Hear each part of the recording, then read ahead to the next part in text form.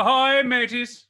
Welcome to all ye travelers who join us today on Roll for Damage for another exciting voyage into the unrelenting joy that be the Humblewood. Arr! I be Josh the Pirate, and ye can find me on Game on Australia or for the Eberron game on Friday nights, and on the podcast There Be Dragons, where I be playing the infamous and cunning pirate Scairn Felspar. And I have the honor, privilege, nay, the pleasure to introduce me loyal crew this fair evening. To my screen right is... Me! Yeah. Hello! My name's Rachel Fukar, and I play Trish Caper, the mischievous raccoon. And you also have a podcast, I believe. Oh yeah, is this the place for that? Yes, I have a podcast. It's called A Beginner's Guide to the Occult, and it's about a supernatural investigator who is absolutely dreadful at her job. So listen to that if you want. Yeah. And then to her screen right is... Big Viking Mitch. How you doing, everybody? It is I. I have a Twitter. I used to stream, not so much anymore, but today I will be continuing on playing Nevermore, the lovable Nevermore. Yes. Son of Lazarus. Thank you. And to his screen right is... Me, hi, I am Dan Suelto on Monday Bar, but you can catch me in chat as D-Rab, D-E-E-R-A-B. Mostly I do for reals life stuff, so I'm not big on social media, but I love you all. And I play a definitely not a murderer, Helvig. He's very wholesome, and he just wants to move on with his life, and maybe he has multiple soft gaps. I don't know. So many soft gaps. And to his right is... Hi, my name is AJ Winters. You can find me on Instagram, where I keep you up to date with all the different streaming things that I'm in at the moment. And tonight I'm playing Jude Littlefoot, cute little mousy warrior. Get your popcorn ready. This is going to be fun. Well, it certainly shivers me timbers.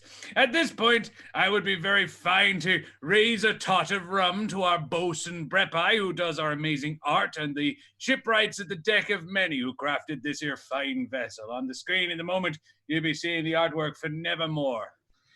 So, avast! And don't ye be forgetting to like and subscribe. You can even gift a bonus to any crewman who needs it. You can also find out at the last episode if you missed it on YouTube. Now, I think it may behoove us to make sure we all be looking at the same chart by having us crewmen recall the events from our previous voyage. Who would like to take the reins? Jude. Again? You're welcome Jude. Look, Jude, I think perhaps this time the one with the perfect memory should be the one that recounts exactly what happened last time. Okay. You can do it again soon, I promise. Yay! So, last time we were in the town of Meadowfen, particularly the inn known as the Stag and Strumpet. We were there with the small child that we found on the island, much to my disgust. Anyway, we were all just sitting out the front, having a relaxing bit of food, when we saw somebody stagger into town, a strig, I believe, saying they needed to speak to the town elder. Upon further investigation, going to the town elder ourselves, we determined and found out that the Scorched Grove, just to the north, has lit once more. Fires are spreading, and it had wiped out Ashbarrow, which was a town just above us. It's been razed to the ground. We were tasked, or asked, however you wish to look at it, to head to the Alderheart, which is the capital, and let people there in power know what has happened. We were warned of a few things, particularly banditry, the presence of Bennis Seredin, who is the new bandit leader, who seems to be rallying the troops. We all set out together on foot, and along the path, we found a carriage that had been in the process of being ransacked. Some of us chose stealth. Some of us chose not to be stealthy, charging into battle. Some chose to kill with reckless abandon, Helvig, and we managed to save the carriage, and it turns out an individual who owned the carriage, a little cat folk, can't remember the actual race name, known as Eliza. Eliza was on the way to Winnowing Reach. Winnowing Reach is just along the path. So we decided to join Eliza. We continued along, and then we found, they found us. A flock of candle-headed bats. I can't remember the proper name, although technically I would. Thank you. Ember bats. Two swarms of ember bats came charging in. However, the one that ran in last time, Jude, inspired, stole a candle from me, unbeknownst to me, and stuck it on their head and lit it, and managed to convince the ember bats that we too were bats and not something to kill. And so the bats flew away and everybody cheered, and we continued our way to Winnowing Reach, which is where we fed him. Yes. Well, mateys, that is a very fine recap of the previous adventure. So, may all our gaps be soft and the winds be kind to us as we set sail then. We find our adventurers where we left them, trudging the last few hundred muddy meters to Winnowing Reach, a research station and wayfarers' rest stop on the borders of the Mock Fields. It is a small settlement, even by the standards of such places. The population is fairly diffuse, land suitable for home construction being a little hard to come across in this close to the swamps. Indeed, there is not just the bird folk who make their homes in the trees. Most buildings are either in the boughs of the few large trees that are big enough for the purpose, or on stilts. The streets are more often than not just half-rotted planks laying down to prevent people from sinking into the mud. There are the usual amenities, including a very serviceable inn and a marketplace. There's even a bookbinder's, owing to the scholarly focus of many of the inhabitants. But the jail is small, and there's very little of it is in prime condition. Your companion, Eliza, the Elurin, looks at you as you arrive. Well, I shall need an evening to get my wheel repaired after those bats burn half of it off. Should be ready to go by maybe midday tomorrow, though, if you don't mind waiting for me. She then leaves before anyone has a chance to confirm whether or not this is in fact fine. Heading up a lane towards the small market square. So, what do you do? I suppose we're waiting then, are we? This town is so beautiful. I could wait here for days. The ingenuity of these pathways and the houses in trees, it's incredible. I love it here. Sure.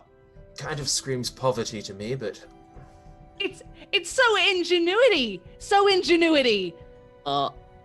It's beautiful. There is one small note there. Otherwise, love it. Trish would be aware that a lot of bird folk live in trees. Yeah. The way they've built the houses is just out of scraps. So the scrounge craft here is just top notch. And I can appreciate good scrounge craft. That is true, and it is. The people do get by with less than adequate resources. They still manage to make a perfectly serviceable town function. So you're correct. That is in fact true. Yes. I guess when you put it like that, I thought they just had houses. well, no, Trish is right. There's quite a bit of ingenuity to it, even if it is visually lacking a little bit. Well, compared to my place, of course. But is your place like? Oh, it's huge. It's huge. We've got our own lake. Yeah, it's great, really.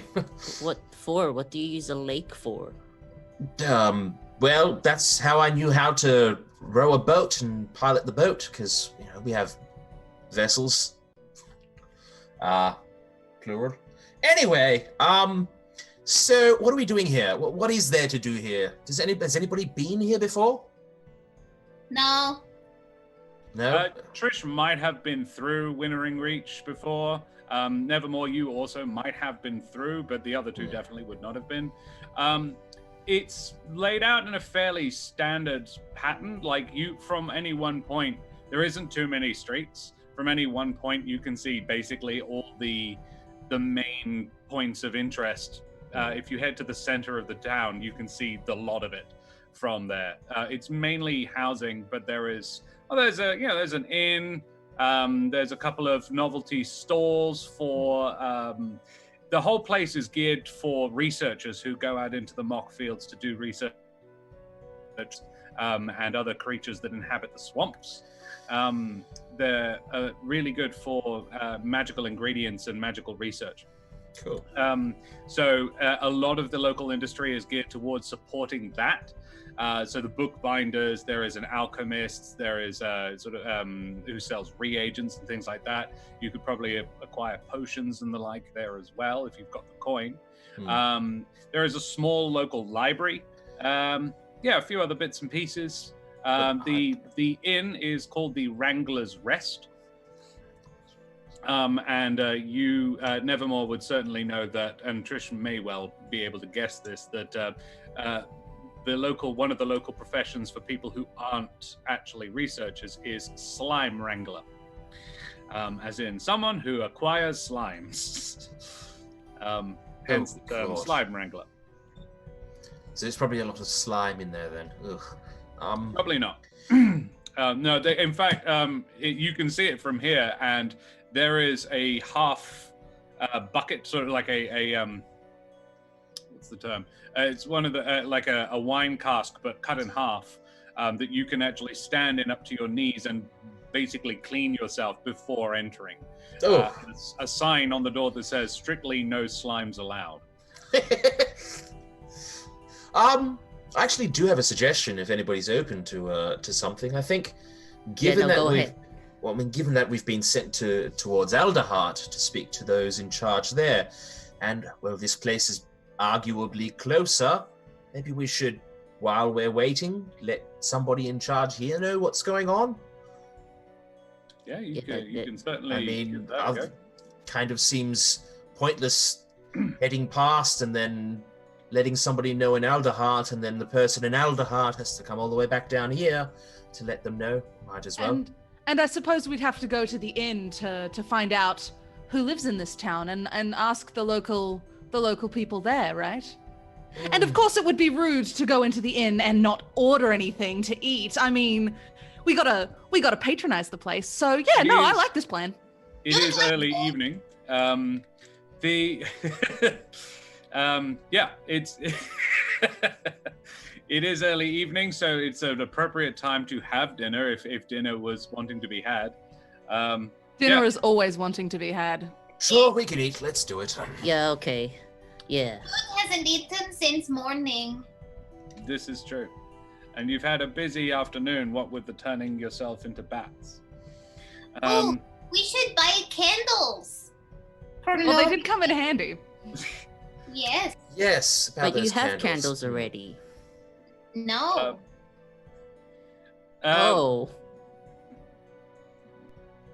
Wait, what? Wait.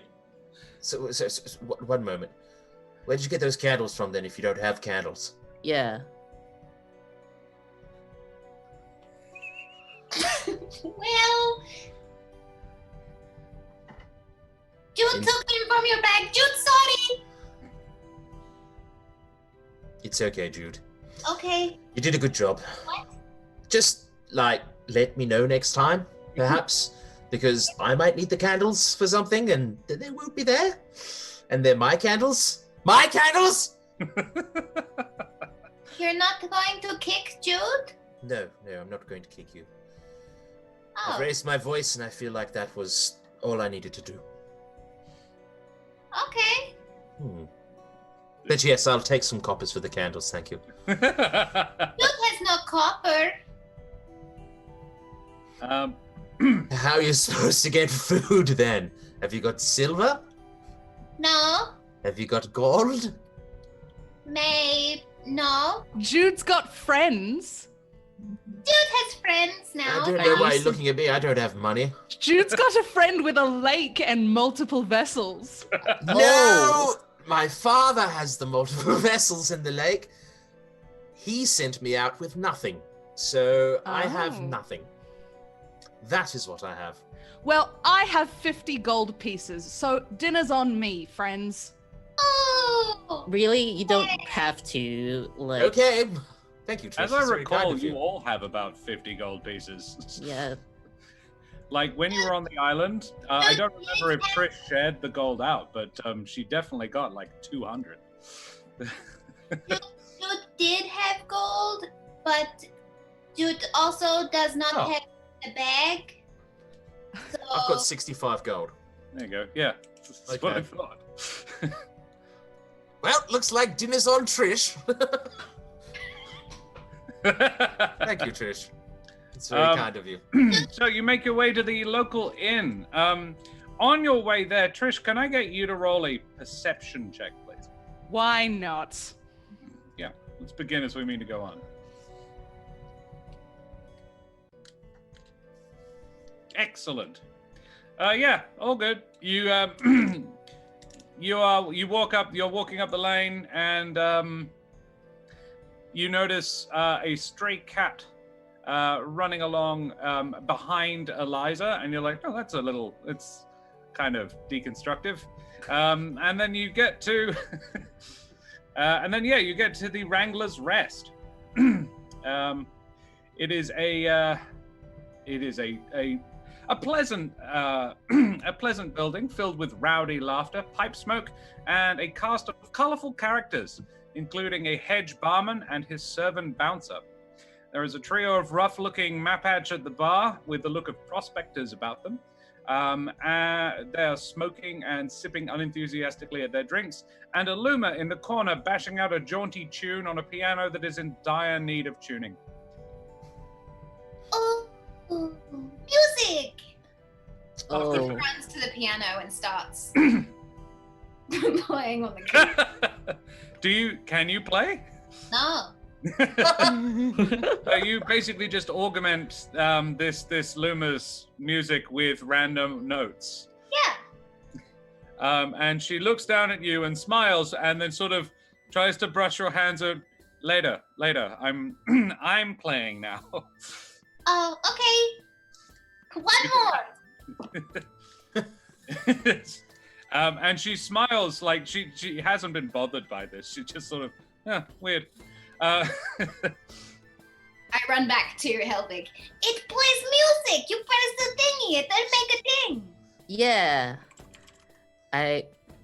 It sounds different than what I'm used to. I'm not sure what's maybe it's just a different instrument, but it sounds a bit like askew. Does that make sense? No. Oh, yeah, I don't know how else to describe it. I look over at Nevermore. What Helvig here is trying to say is that the piano is not tuned, I believe. Is that right? Is that what you mean? I think so. As in, like, it's making the sounds that it's not supposed to be making when you press the keys? Yeah, but I don't want to assume that it's not supposed to be making that sound. You know, what if it... the hedge barman, he's quite a burly hedge. His forearms, imagine sort of the Popeye forearms. It's sort of really quite thick forearms. It's hard to make out the rest of his build because he's covered in spines. But he sort of thumps one forearm down on the bar near you. Having overheard your conversation, he says, "You try keeping any musical instrument tuned in this awful damp." Charlotte does her best, though. She tunes it every week. Frankly, I just like the ambiance. Didn't mean So, any offense. friends. Didn't mean any offense at all. Apologies. No, that's all right. Friends, what can I get for you? Yes, could we have 4 of your most affordable meals and some water for my friends, please? I can certainly manage that. Welcome to the Wrangler's Rest.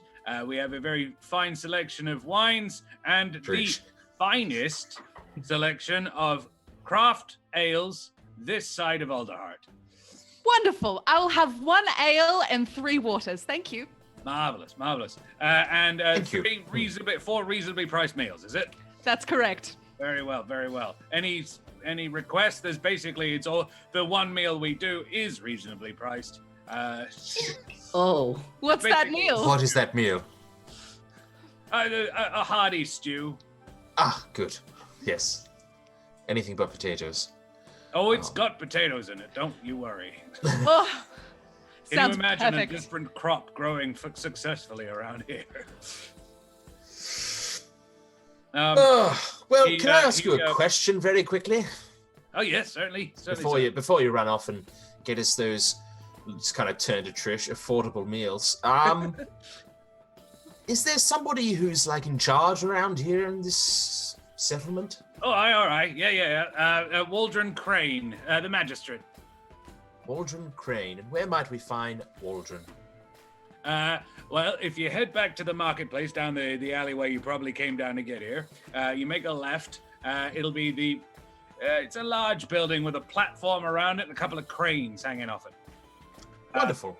As in large mechanical objects used to move heavy objects, not the bird. oh, okay, Gorgeous. okay. I thought the bird. Yeah, no. Appreciate the clarification. Thank you. But Crane yes, to- we'll get that food now. Thank you. Waldron is a corvum like yourself, sir. Oh, distinguished. Got it. Just so Thank you can spot them. There's only a couple of them in these parts, and he bustles off to get get your drinks and food. Comes back with 4 differently sized bowls. Like there is no set of matching cutlery in this place or crockery, and 3 glasses of lukewarm water and a hearty tankard filled to the brim with a frothy ale. Which I presume Trish takes. That'll be 2 gold pieces, my dear. You're muted. You've gone a little quiet there, Trish. Uh-oh. There you go. You're just very quiet. Fair enough. How to fix that? So I'll just sit here. We can just about make you out. I'll project. Thank I'll you. use that theater degree. Sorry, guys. Shouting into the microphone. It's on brand. It's fine.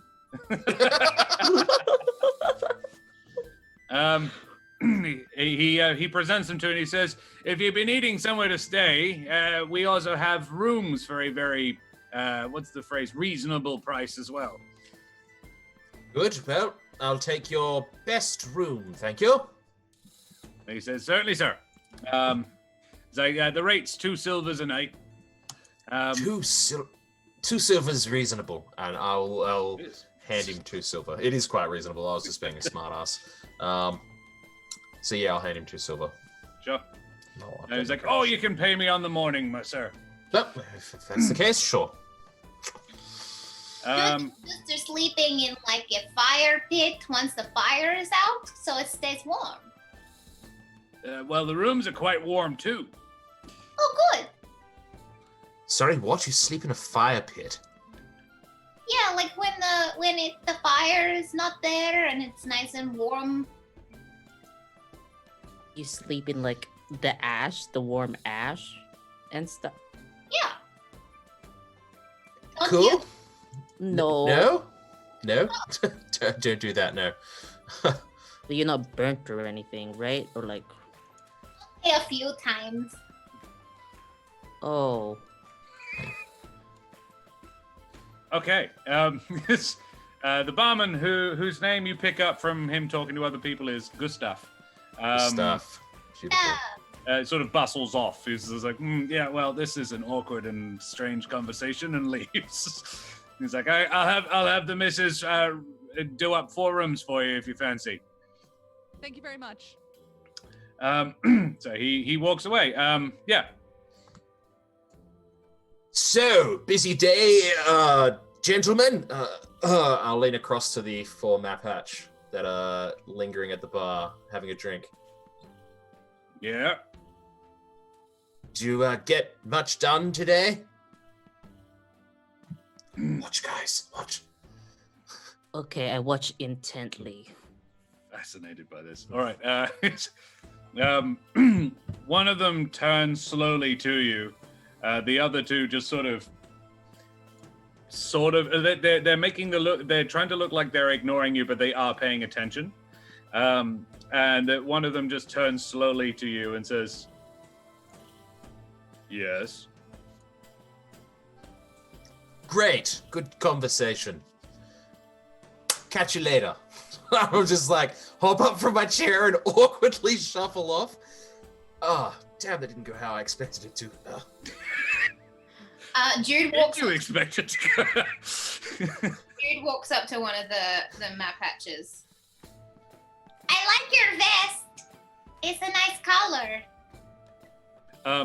The Mapatch, whose vest is very badly stained with mud, but probably began its life a pale green.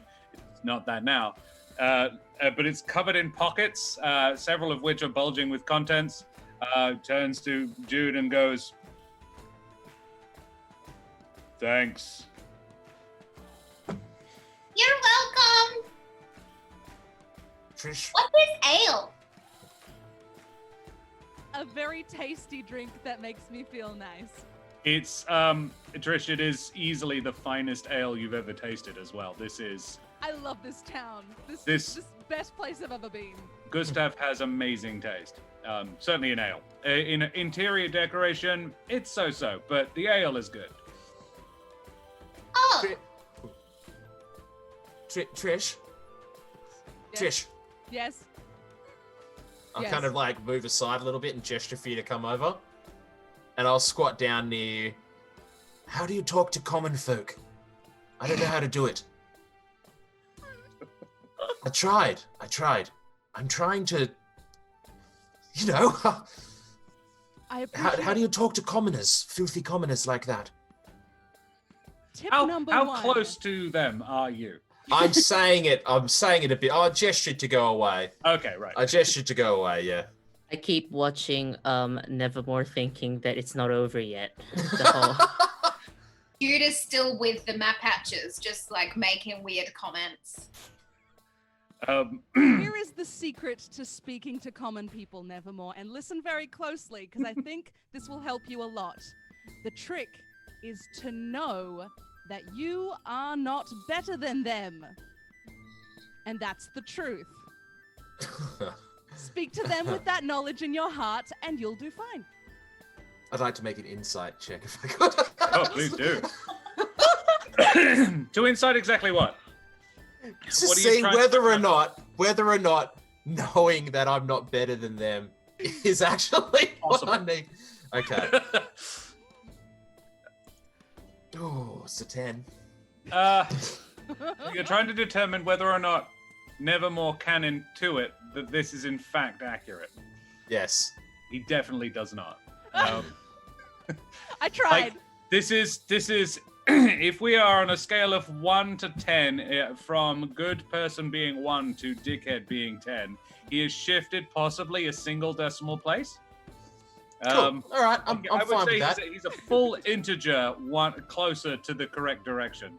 He's like, that's it. It comes into your mind and you think, yeah. I mean, surely not though. Really? Trish, you've inspired me. I know exactly what to do. And I'll just stand up and walk over towards the bar, towards them. Gentlemen, would any of you like a drink at all? Yeah. Drinks on me. Oh. Very, I'll very just good look of over you. my shoulder and nod my head at Trish. Yes, yes, and I'll pay for the drinks. Can Oh. Jude also have an ale? Yes, of course you can, Jude. Yay! Um, I'll get Jude an ale as well. Sure. It all comes to. Do you want one as well? No, God, no. Ugh. It's ghastly. So the Gustav comes back and goes, "Oh well, I've got some very fine wine, sir. If you prefer, I've got there's a rosé out of the field south of the Avium. Do some. Very Here's fine the work thing. there. Here's the thing, good sir. Rule 34: keep a clear head. Very well. Very I well. will pass on the alcohol, thank you. Yeah, not a problem, sir. 4 ales coming right up, sir. Thank you. And he presents 4 ales. It's 4 silver pieces. Beautiful. All right. Why Enjoy, is it gentlemen. called ale? Sorry. Why? I'm talking to the map patches. Why is it called ale? Did a man named Ale find it? Can you make me a persuasion check, please? Sure. Because there isn't a skill called cuteness. Certainly isn't the way I was planning this interaction to go. Oh, fantastic. Yeah. I would say you have advantage, but it doesn't matter. So one of the so the map patch who's been doing all the talking so far says, I don't know. It wasn't invented by someone called Ale. I know that one. It's to differentiate it from all the other kinds of beer. Now, do you mind? We're having a conversation here. Okay. Enjoy yours. And he offers you he offers to clink it with yours. And he clinks. All right, Jude, leave the peasants alone. Come on. And have we eaten? I assume we've just sat there and we've eaten our stew and everything like that. Yeah. Cool. Sweet. Shall we go see the Waldex? Waldron. The Corvum. At the place with the crane on the roof. Yeah, that's not the bird. Down the alley, to the left. Something like that.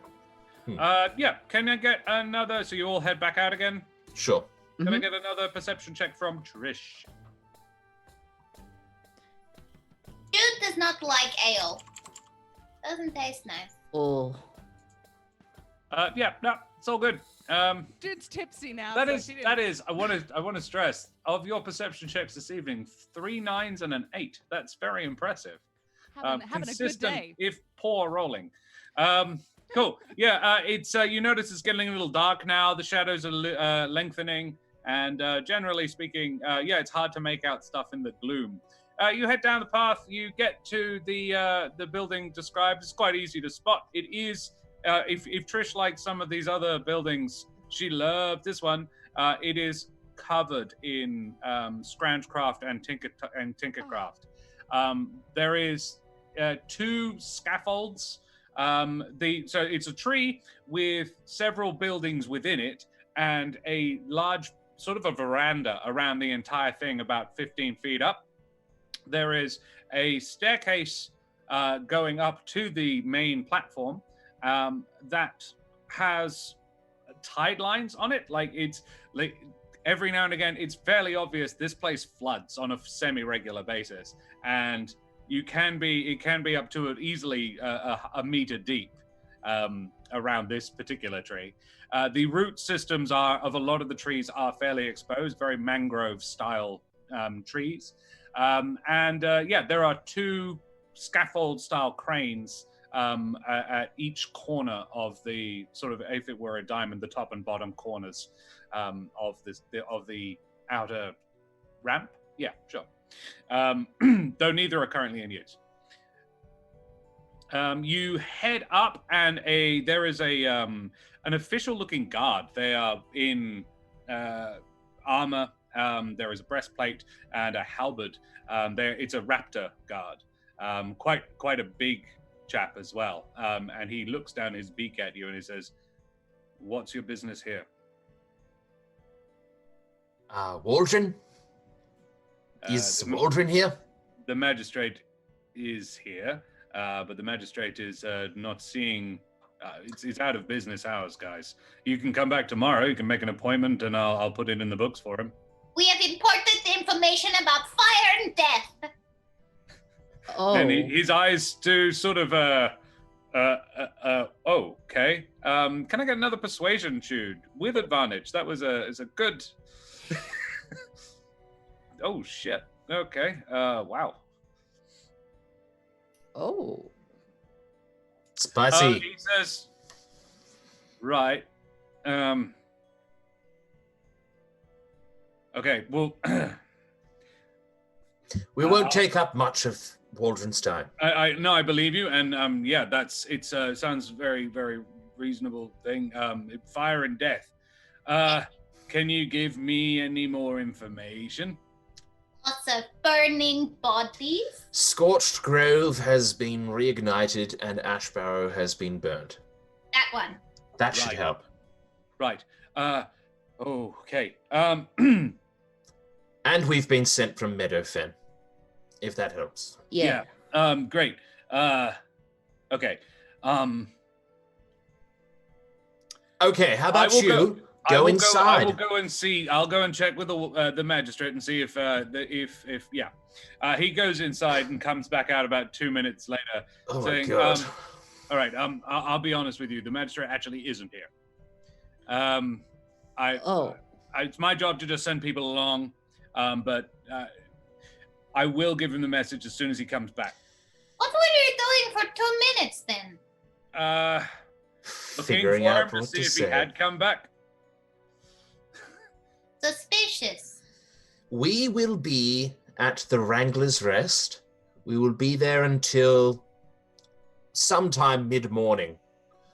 Great. So if you could send for us or something, that would be wonderful. I will do. Yeah, I'm sure the magistrate will want to talk to you, but he's not here at the moment. Okay, you and- shan't forget, right? No, I definitely Fire will and not. burning, wonderful. Dead bodies. Yeah, thank you. buildings on Yeah. fire. I'm sure this man has enough on his plate, but not to think about destruction on a scale like that. Right, mister? Well, we had seen the fires on the smoke on the horizon, but yeah, great to know that your worst fears are confirmed. It's good to know so you can prepare. Exactly. Right. Yeah. I'm on it. You will be called first thing tomorrow. In fact, I'll tell you even the magistrate starts taking appointments 7:30 in the morning. If you can be here then, he'll see you. 7:30, ghastly hour, sure, yes. I mean, Yes. you can have later if you like. Yes, we'll just show Fire up. and death and all that. Yeah, well, yeah, good point. Yes, okay. No, thank you, citizens. Good job. Thank you. He is wearing the official uniform of a member of the Perch Guard.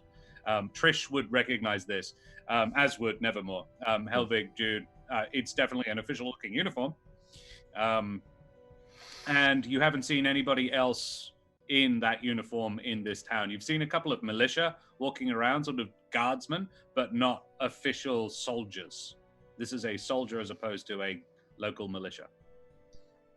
Jude looks down at his armor, his guard uniform, and just like notes respect to, Yeah. to the guy. He goes, It- bye. He says, "Yeah, have a pleasant evening." Yes. Oh. So what now? As we're walking away, obviously. I mean, No. surely we just go back to the inn, right? It's evening, like no Like one's yeah, 7:30. open. Gotta get a Yes. good night's rest if we're gonna be up for 7:30, right, Nevermore? Oh, God. All right, yes, fair call. Let's get a good night's rest. One more perception check from Trish, please. Come on, baby, let's see what I'm supposed to see. Come on, 2 more 9s. Here we go. Oh. 9. Oh, shit. One in front of it. That's a Yes! little better. That actually is the upper one. Cool. Thank goodness. All right. As you descend from Waldron Crane's, it's one of the flashier buildings. I wouldn't call it a mansion exactly, but it's definitely a very nice house, if a little eclectic. You do notice a cloaked figure standing in the lee of a hall of a doorway, and you actually recognize them from the way they're moving. This is an old friend of yours, an old associate, Kesh Glitterweave. And as you continue walking along, unless you do something specific, as you continue walking along, you notice Kesh is following you guys. As the rest of the team go towards the inn, I say, I'm gonna hang back. I really want just to have another look at the buildings in this town. They're so interesting, but I'll be in there in a minute. At night? I've got night vision. Oh. Duh, Helvig. Ugh. I don't, so I can't see the pretty buildings the way you can. I pity you, but you can see them in the morning, I guess. Okay. Okay, sure, whatever. Play cards or like dice or that game where you throw people downstairs, you know? Is it a board game? No. It's where you get snakes and you chuck them downstairs. Snakes and stairs. Snakes and stairs. Jude's brothers used to throw Jude downstairs, and that was fun game. Just have to be careful that the snake doesn't go in the soft gap. Now, farewell, Trish, and then we'll just keep going. Cool. Wonderful. So Trish, what do? There is a figure. You can see them hanging back maybe 30 meters down the track. Turn around, look right at him, and give him a wave. They come out of the shadow. Well, they never actually fully come out of the shadows, but they actually walk in the shadows really effectively. And sort of, they are definitely moving in a way that they do not wish to be seen. And they slip up next to you. And she says, "Hey, Trish, how you going?" Yeah, I'm good. How are you? Good. Long time no see. Yeah. You and the coalition not a thing anymore? Not so much, no. No hard feelings, though. On your part. Oh? Are they mad at me for leaving? Just, well, you know how since Sheridan brought them all together, a lot of that stuff has gone by the by, but there are elements that are a little sore about it. Not me. We're all good. Oh, good. I just wondered if you were busy this evening. I'm not doing anything this evening. Because I got a simple job. Quick, easy in, easy out, no sweat. Easy take. I appreciate the offer, but I'm gonna have to pass. That's not really my bag anymore. Come on, girl. I've got the layout. I even have a buyer. It's this old wizardy boy from the Avium. He's down here doing some research, and he's gone out on an excursion. He won't even be back till the day after tomorrow. What do you say? Come on. Oh, so tempting, really. But I've got my own thing going on. But you go ahead. I won't say anything. It's a two-person job, unfortunately. It's a shame, though. That's fine. Those skills going to waste hanging around with Lazarus's boy. Not the kind of company I kind of thought you'd keep, Trish. Unless... Yeah. Have you got your eye on a bigger prize? No, it's not like that. To be honest, the other two are really why I'm sticking around, and I figure maybe I can teach this guy to be a bit less arrogant. He's not all bad under all the pomp, I guess. Concept. Right. Wonder what your new pals would think of your old ways. It'd be real unfortunate if they found out who you used to run with. Would be unfortunate, wouldn't it? Come on, I didn't want to do this, but you don't leave me any choice, Trish. For old time's sake, you owe me. Come on.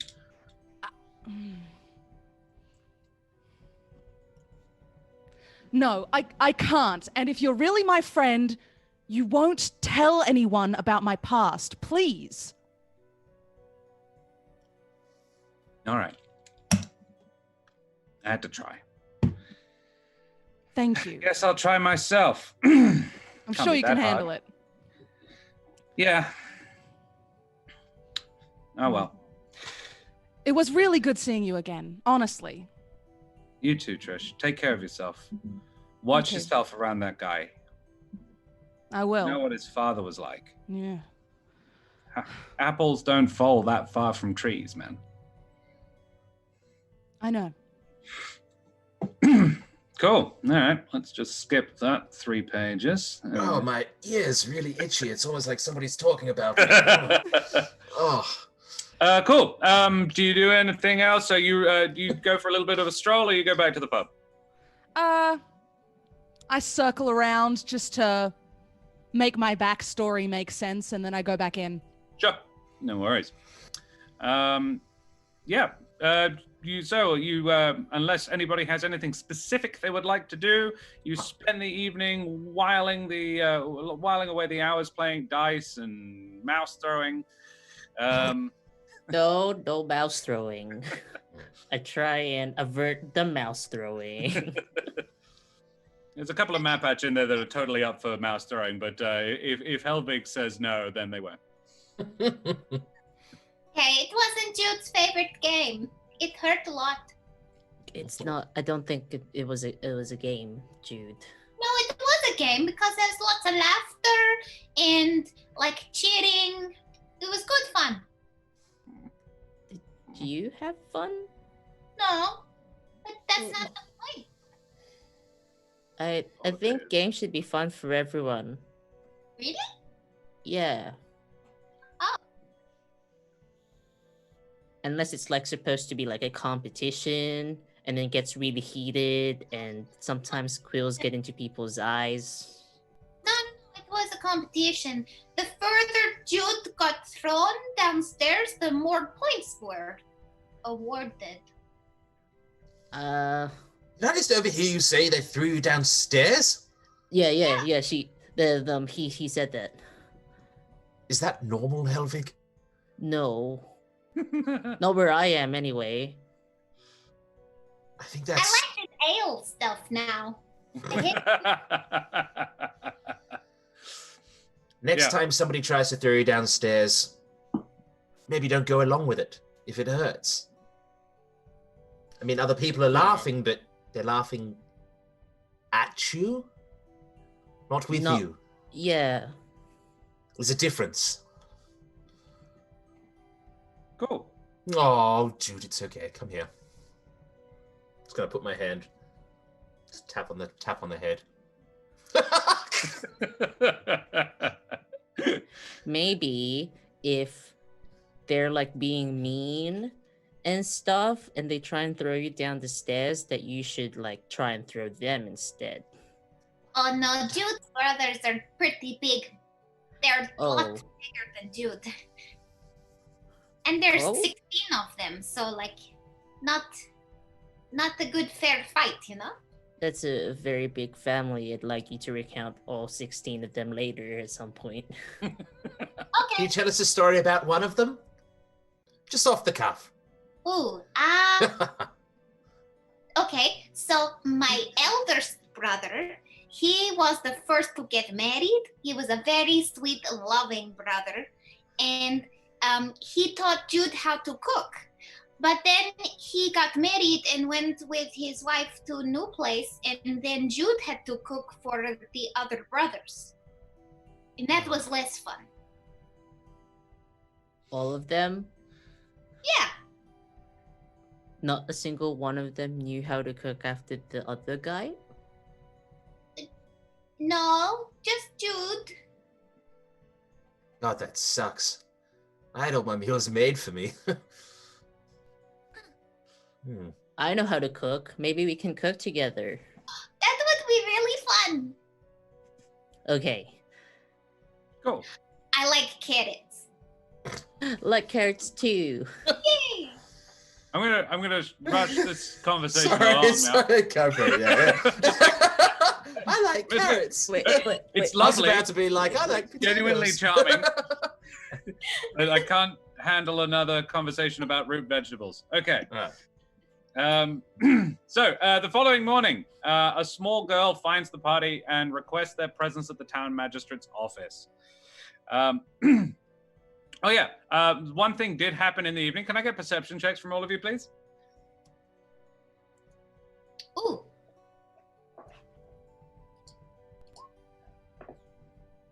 Nice, Trish. Perception. Yes, nevermore. No, Helvig slept right through it. And you'd notice. I'm so tired. So, little after midnight, probably, no, more like 2 a.m, this enormous klaxon / hooting and hollering, like it's a foghorn, somebody running up and down a piano, and like a dozen bells all at once. It wakes up all of you but Helvig, who sleeps right through it. Does not notice at all. In fact, there's probably no one else other than Helvig in the town who doesn't hear it. He just is the only person who sleeps right through it. Damn it, Jude. There is nothing else seems to happen afterwards. It's just sort of 5 loud seconds, and yeah, that's the only thing that happens during the night. Would any of you do anything because of that? Doesn't Jude gets really like dreamy-eyed and goes to the window. You do see a red beam of light, just shooting straight up. It's about probably 5 feet wide, you would guess. In the distance, just shoots straight up into the clouds. It's just light. It doesn't appear to be doing any damage, and it's coming from one of the larger houses on the outskirts of town. Wonder what that might be. I stay in bed. I mind my own business. Nothing to do with me. All right. Yeah, the following morning, a small girl finds and takes the party to the presence of the town magistrate. The magistrate is a harassed-looking corvum named Waldron Crane, who is talking with a pair of militiamen and a badly beaten mapatch in a muddy cloak when the group arrives. Take her to the stockade. The cart to Alderheart will be here next week. They can deal with this bandit trash. I hear the punishments are getting rather severe. The council seems too keen to send a message. Away with her. And he gestures imperiously, and the militia drag their semi-conscious burden away. Trish, roll me a perception check. Guilt. Yeah. It's cash. Ah, no. Oh my god. Yes. Adventurers, greetings. Children, thank you for coming so quickly. I apologize. It has been a busy morning, as you can see. See, we missed the fun. Yeah. He gestures to the guards. Yeah, some sort of attempted break-in, bandit riffraff. Yes, I have a special request to make of you, gentlemen and lady. Kenna, that foolish girl, has gone and gotten in all over her head as she has ventured off into the caverns looking for slimes, but hasn't returned for days. And I can only hope she's still alive. You will help me, won't you? What? I mean, we were kind of here to tell you about the fact that yes, the fires Scotch and Grove is on yes, I heard fire, about and I we apologize. I was off visiting an elderly relative last night. I only came in back in this morning. Had to leave the wife and the children alone behind, of course. So yes, the fires and death, absolutely. But as I understand it, you're escorting Eliza Pennygleam, and her cart won't be repaired until this evening. I have it on good authority, so this should not take you any longer than necessary. You should be back by the end of the day, I would have thought. Relatively simple business, just requiring individuals of your talents. Can I ask a question real quick? Certainly. Just to rewind the conversation very briefly, the severe punishments. Yes. How severe are we talking here? It tends to be, I believe, so the lower end is 5 years hard labor. Up to and including, some of the ringleaders are being hung. And the incident that got that strange person who I don't know taken away, how bad was it exactly? Well, she was trying to rob one of the researchers from the avium. I do not want the avium breathing down my neck, having one of their valuable research instruments go missing.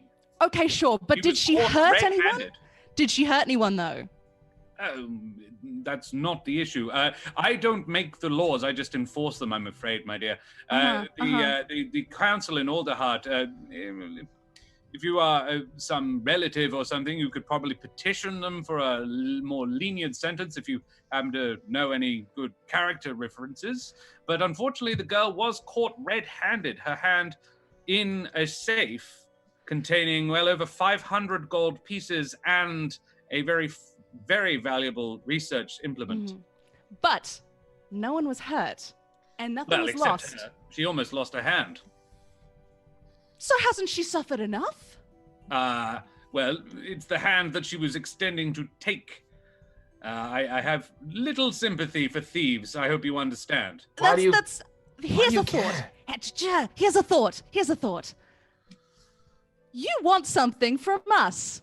Yes. How badly do you want it? Well, very. I don't want Kenna dead, which is why I'm asking you to go and find her. Well, when we look at it that way, a person dying and a person doing hard labor.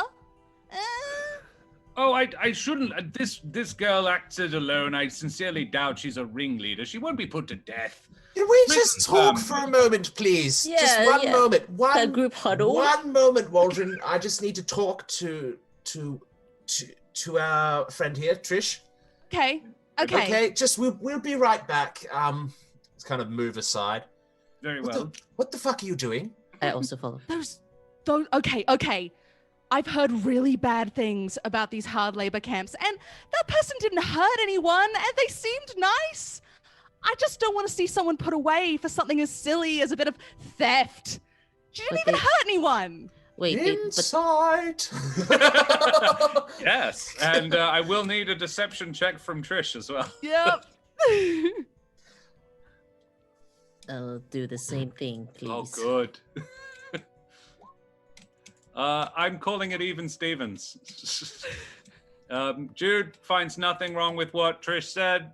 Nevermore, it's suspicious, but not downright. You're like, what the fuck, Trish? And Helvig knows even less than Jude. So why do you want to free this bandit? I just don't think all bandits are 100% evil and deserve to be locked away for hard labor, for things that don't even hurt people. I mean, she didn't take anything. She didn't hurt anyone. She was trying to steal. She was caught stealing. Stealing? Illegal. But Yeah, sure. Bandit.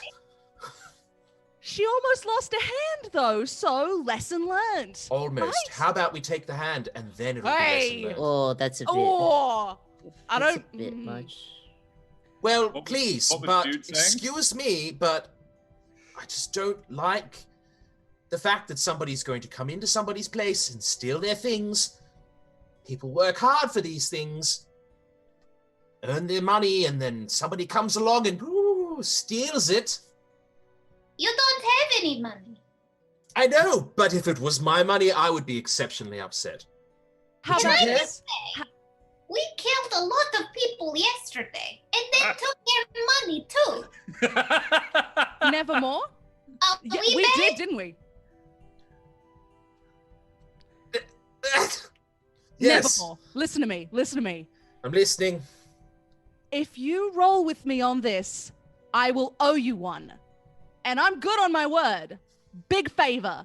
If you just go along with this, please.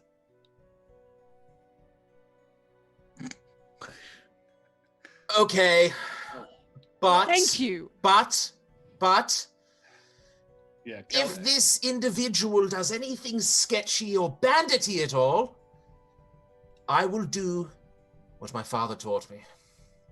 Oh, and what's that? Kill them. Talk a lot. Fine. Oh, I beg your pardon? Sorry, what was that? There's a lot of rules. It's a lot of talking. Yes, And yes. you hide behind bushes instead of stabbing people. But I can't stab people. Look at me. This is not what I do. You stab people. You're brave. You're already stupid. But anyway. Waldron Crane sticks his head around the door and says, "So, I may have another thing I can offer you. Firstly, if you going out there is highly likely you will encounter slimes. The local slime population is very much in need of culling. If you slay a few slimes and bring back their slime as proof, then I can reward you with 2 gold coins per slime killed. Decent incentive, I hope. And also, all the heart bureaucracy is complicated. Let's put it that way. I'm sure my learned friend Nevermore here is aware that wheels within wheels within wheels. And as a magistrate, I am not lowly placed. A word of a recommendation from me can certainly speed you up the chains. They get requests from aid from every corner of the Humblewood every day. I mean, I just have to say my father's name. It's not going to be an issue. But thank you anyway. The name Lazarus obviously does carry weight, but a letter of recommendation will get you seen immediately by the council. Okay. And Nevermore, you would actually know that this is a better deal than you're like just playing on Lazarus again. I'm just being a smartass. Yeah. We have a proposition for you. we I'm do. listening. Jude puffs up his chest and gets as intimidating as he can. Sure, And please roll me intimidation. Excited for this. Please be 1. Sure. And says, "You will give us the little furry creature girl that tried to take a few things, and we will take her to kill slimes, hard labor, and then we will save your little girlfriend, Jemima, Kenna. that one." And I forget that. Yes, and that is what we will do. What do you say?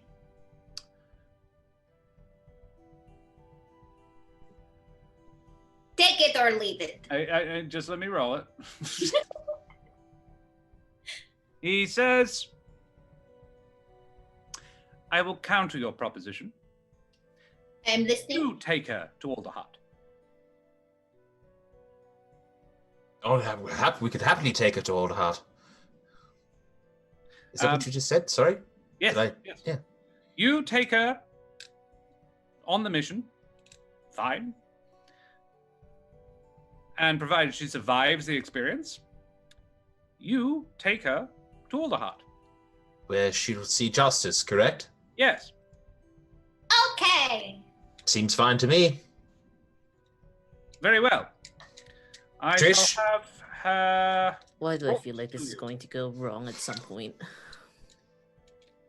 Hang on, are we just out of character?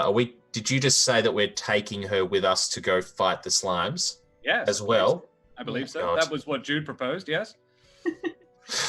Nice idea, yeah. Cool. Take along a vaguely useful NPC. Good idea. Operation NPC Shield.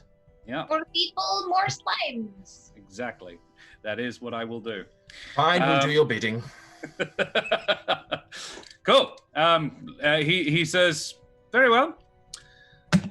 Alexander, And the guard from last night, who looks pretty tired at this point, actually comes in. He's been guarding the guy's house all night. Yes, magistrate. Hello. Have the thief released into the custody of these fine people. She will be beginning her hard labor immediately. And Alexander sort of takes a step back and says, oh, yes, magistrate, yes. Right away. And he does so. He goes and gets the map etch, and she is still a little dazed, but she looks surprised. And when she is brought to she's brought to the square outside the magistrate's office. She isn't brought in there again. In fact, you are sort of, the magistrate says, well, if there's nothing else, lady, gentlemen, please. Oh, sure. Oh, that's cool. Uncle Scorp has named an NPC. This NPC is already named, but the next one will be named that. Cool. Thank you, Uncle Scorp. All right. Thanks, Odd. So yeah, you are ushered outside, and Kesh is standing there looking up and sees Trish, makes eye contact, and then looks away. Her arm is badly bandaged, and there is quite clearly sort of significant injury has been done to her left paw. Cool. The magistrate says, just FYI, there is 2 entrances to the cabins. One is much closer, but is a significantly more dangerous path. And he presents you with a map that will take you in either direction. In the name of Gaspard, we shall save this Jenna. Her name, for clarity, is Kenna Brightspark. She is a dusk corvum. Okay. Younger girl, quite a gifted student, I believe. Yes. Well, thank you, my friends, and I shall see you upon your return. Oh, we'll do what we can. So yeah, what do you do? Which, in fact, now might not actually be a bad time to take a break. So we could have a short one, have a quick one, refresh ourselves. How's chat going? Are we having fun, chat? Uncle Scott, I'm excited to create this NPC for you. Cool. Yeah, we will be back in 5 to 10. Everybody get yourselves a beverage and yeah, refresh, and we'll come back for some slime killing. Welcome back, mateys. It'd be good to have you joining us again for the Humblewood episode 2, straight out of Meadoween. So, when we left the party, they had just agreed to go and rescue a damsel in distress from some slimes, and they're going to take a convicted felon with them. Yay! Who may or may not be a good friend of Trish's. And Trish is going to have to deal with that and whether or not to tell her friends. Woo! So yeah, so her hands are bound, but she is not armed. As in, she was not armed when they caught her. So they're like, they have no weaponry to give her because they don't really want to give a weapon to a felon anyway.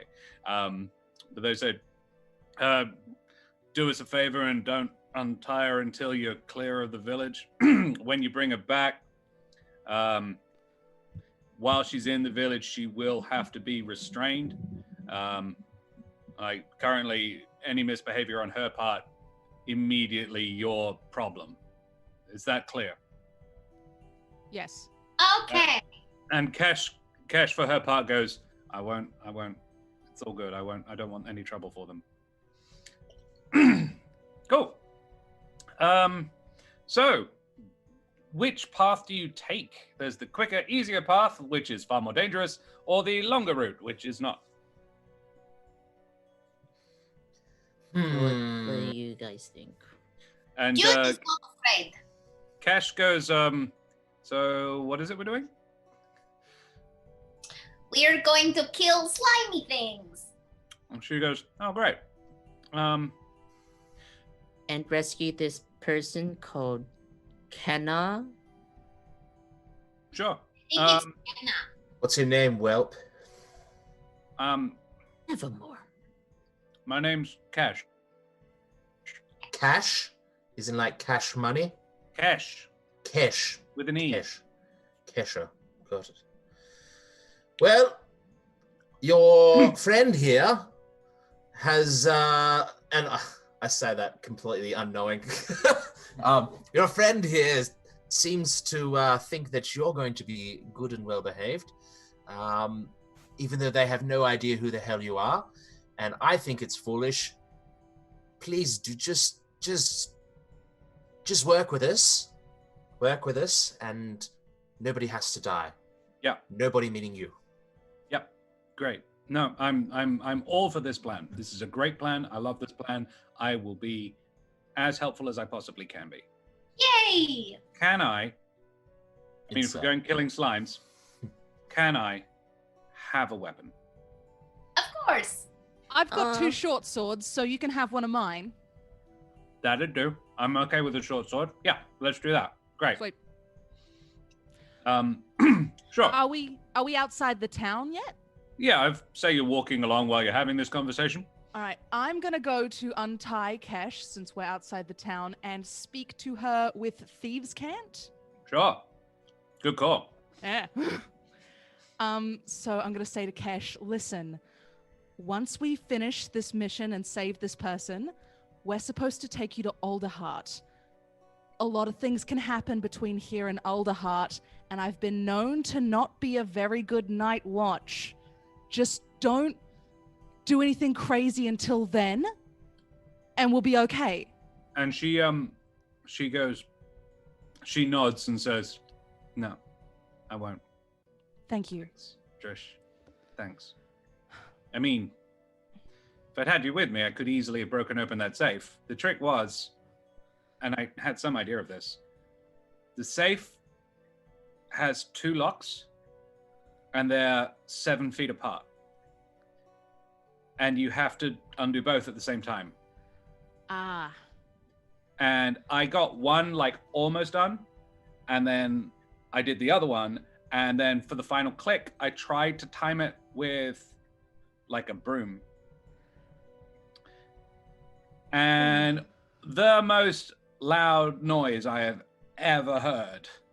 I must have mistimed it. Ah, that's terrible. Terrible luck. And then the trick was, like it worked. It pinged open. I got my hand in, and then the alarm. Hence, the hand. Oh God. They bandaged it up. I mean, it's not great. What are you two saying to each other? I assume with a conversation that long, we would have probably turned at one point in time and heard them talking to each other, right? I mean, the other option disguised as normal conversation, right? Well, the trick is you both speak Mapatch, and you're the only people who speak Mapatch. Oh, yeah. Well. There are 2 Mapatches talking in Mapatch about Mapatch stuff. It's still like That's mildly reasonable. That's confusing. totally reasonable. Yep. It's still mildly like, hey, maybe speak so we can all understand you. Yeah. It's like, hey, you 2 bilingual people, would you mind speaking the language we all speak? What are you two talking about? Sorry, it's been so long since I've gotten to speak my native tongue. It's just a bit nice to break it out again. Why didn't you speak your native tongue to the Mapatch in the bar last night? They clearly didn't feel like talking, which Well, you might have picked up on if you were a little more observant. I mean, to us, and a big bird, but maybe to one of their own folk. Anyway, which way are we taking?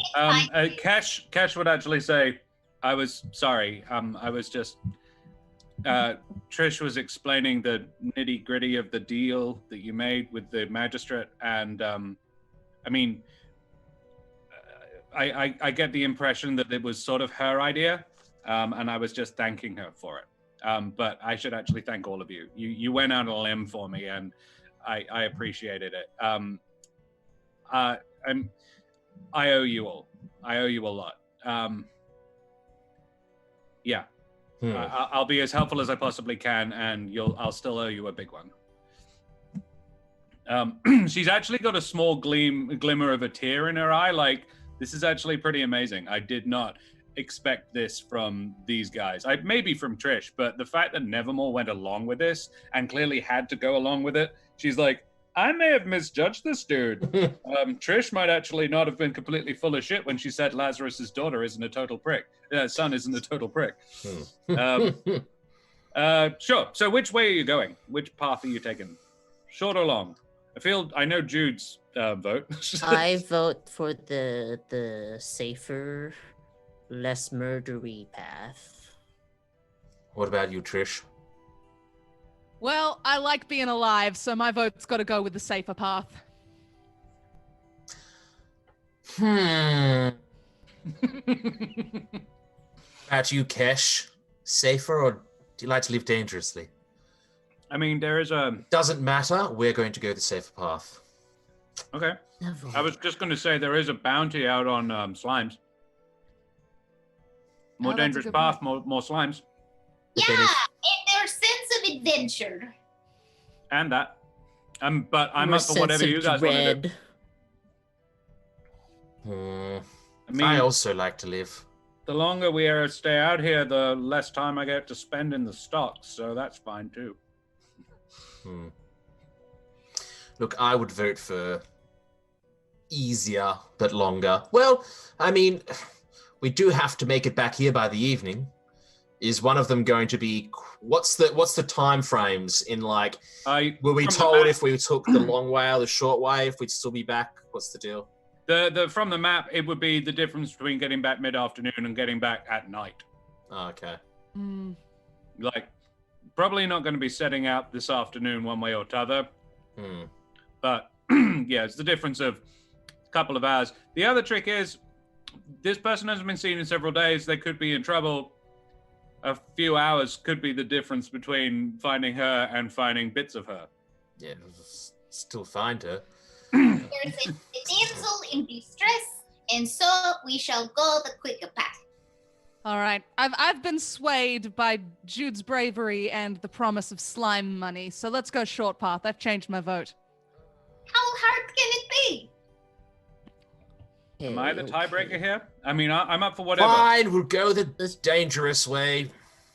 Okay. Yay! Very well. Helvig, you going to be okay?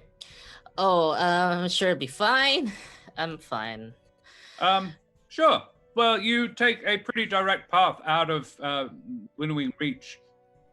You travel for a couple of hours, and it is, I would say you leave Winnowing Reach by about 9 o'clock.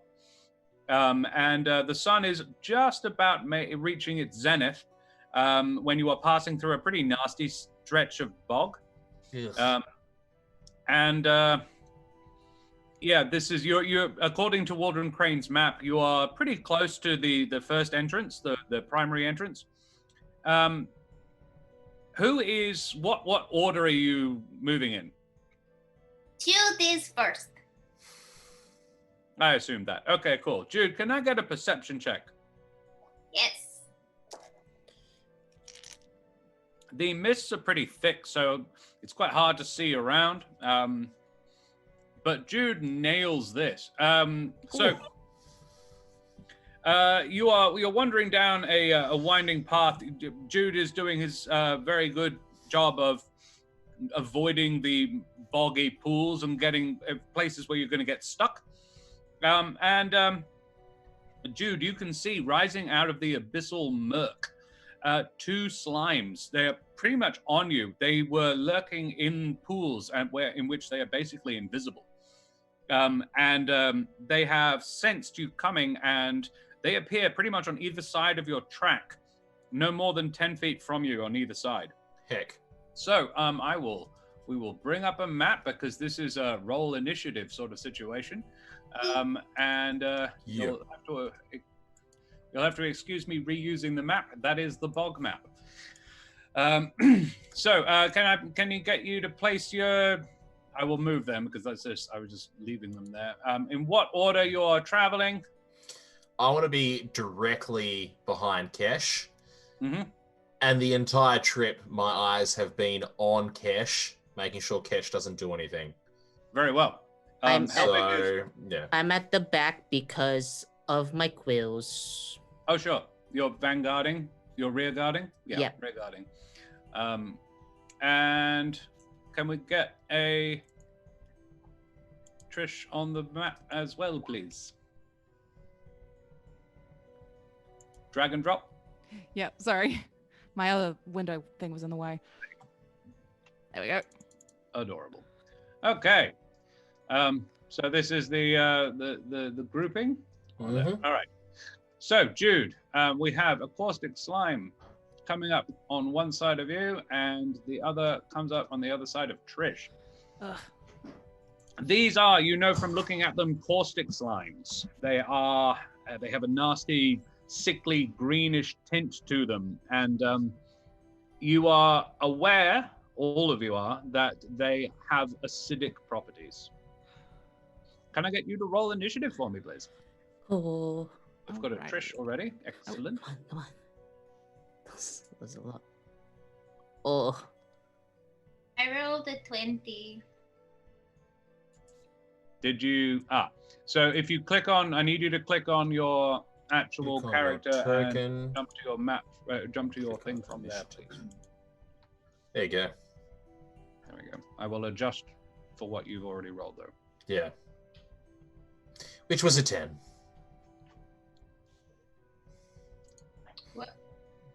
I got a 4. What am I doing? You click on your token, Mm-hmm. and then while your token is selected, you roll initiative. Oh. So it goes up onto mid-board. Gosh, we have a Jude. But Jude got a 20, so I'll just alter that. First one. And can I get one from Trish as well, please? Yeah. There we go. And Trish got an 18 or a 20 the first time. I'll just put that the 20 that you got the first You're one. so fast. Yeah, she's on it. Yeah. All right. Everyone's got 20 except me. Cool. So we begin with Nevermore by the looks of it. No. I got a 10 with my first roll, technically. Okay. Yeah. Oh. How do I make the thing go into the correct order? Sorry. That's very odd.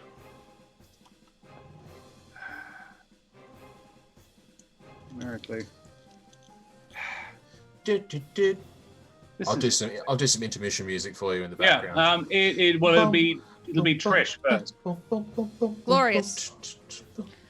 Well, I'm going to take out my short sword and swing at the one next to me. Do I Yeah, have very sneak well. attack? I would not say so. It is looking Yeah. right at you. I figured. That's fine.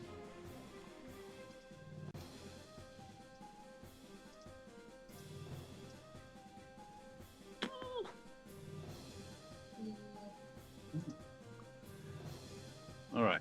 What are we looking at? 18. Oof, gosh, very well done, Trish. Yeah, that is a hit. Hell Definite yeah. hit. On the slime next to you, Oh. doing 9 piercing damage. Yeah, you slash it up good. Wait. Math escapes me. Is There we that go. 8? Very nice. Next is... It'll be the other 20. Jude. Dude also hits with sword. You do that, Jude. Oh! It's a crit. It's a crit fail and a crit success. Amazing. Yeah, So you pretty. crit. Wow. You hit, Jude. You were worried. Oh. 10 slashing damage. All right. This is interesting. So what happens is you slash this thing perfectly in half. And interestingly, you do almost too good a job. Oh, no. As another one sort of just gloops off it. And there are now two of them sitting in front of you.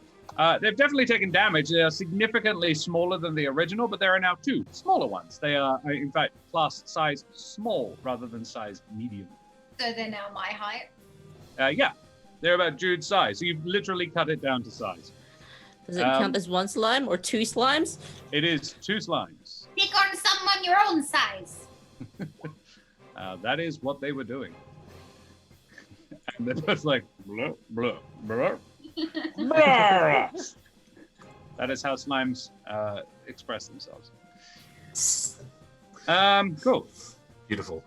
No, I have no idea. I don't know why. Interpretative slime dance. Very irritating. Interpretive slime dance. Okay. Next is... It'll be one of the caustic slimes and Kesh. It'll be Kesh first. Kesh has a short sword now.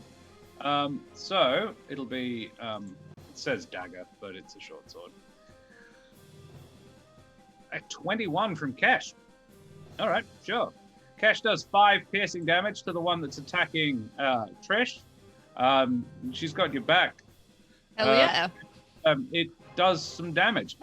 Can you both make me a dexterity save, please? Okay. I forgot to do this for you. Jude also? Yeah, actually, Jude as well, please. Kesh makes it. So does Trish. Hell yeah. Dexterity save. Trish is on her game this Oh. time. Not so much for Jude, however. Jude, you take... There we go. Put it over here. Right. Jude, you take 4 acid damage as a spray of acid comes out of the gore of one of the... as you break them in half, you basically have to step through them, and this spray spurts on you and, burns away some of your fur. And then it's the slime's turn. Which slime is this one? It will... it lashes out at... I'm going to say... Oh, it doesn't matter. 7 isn't a hit. Only good with NPCs, not enemies. It's weird. Okay. Caustic Slime, and then we are down to Nevermore. Nevermore. Good job. I'm going to back my way up.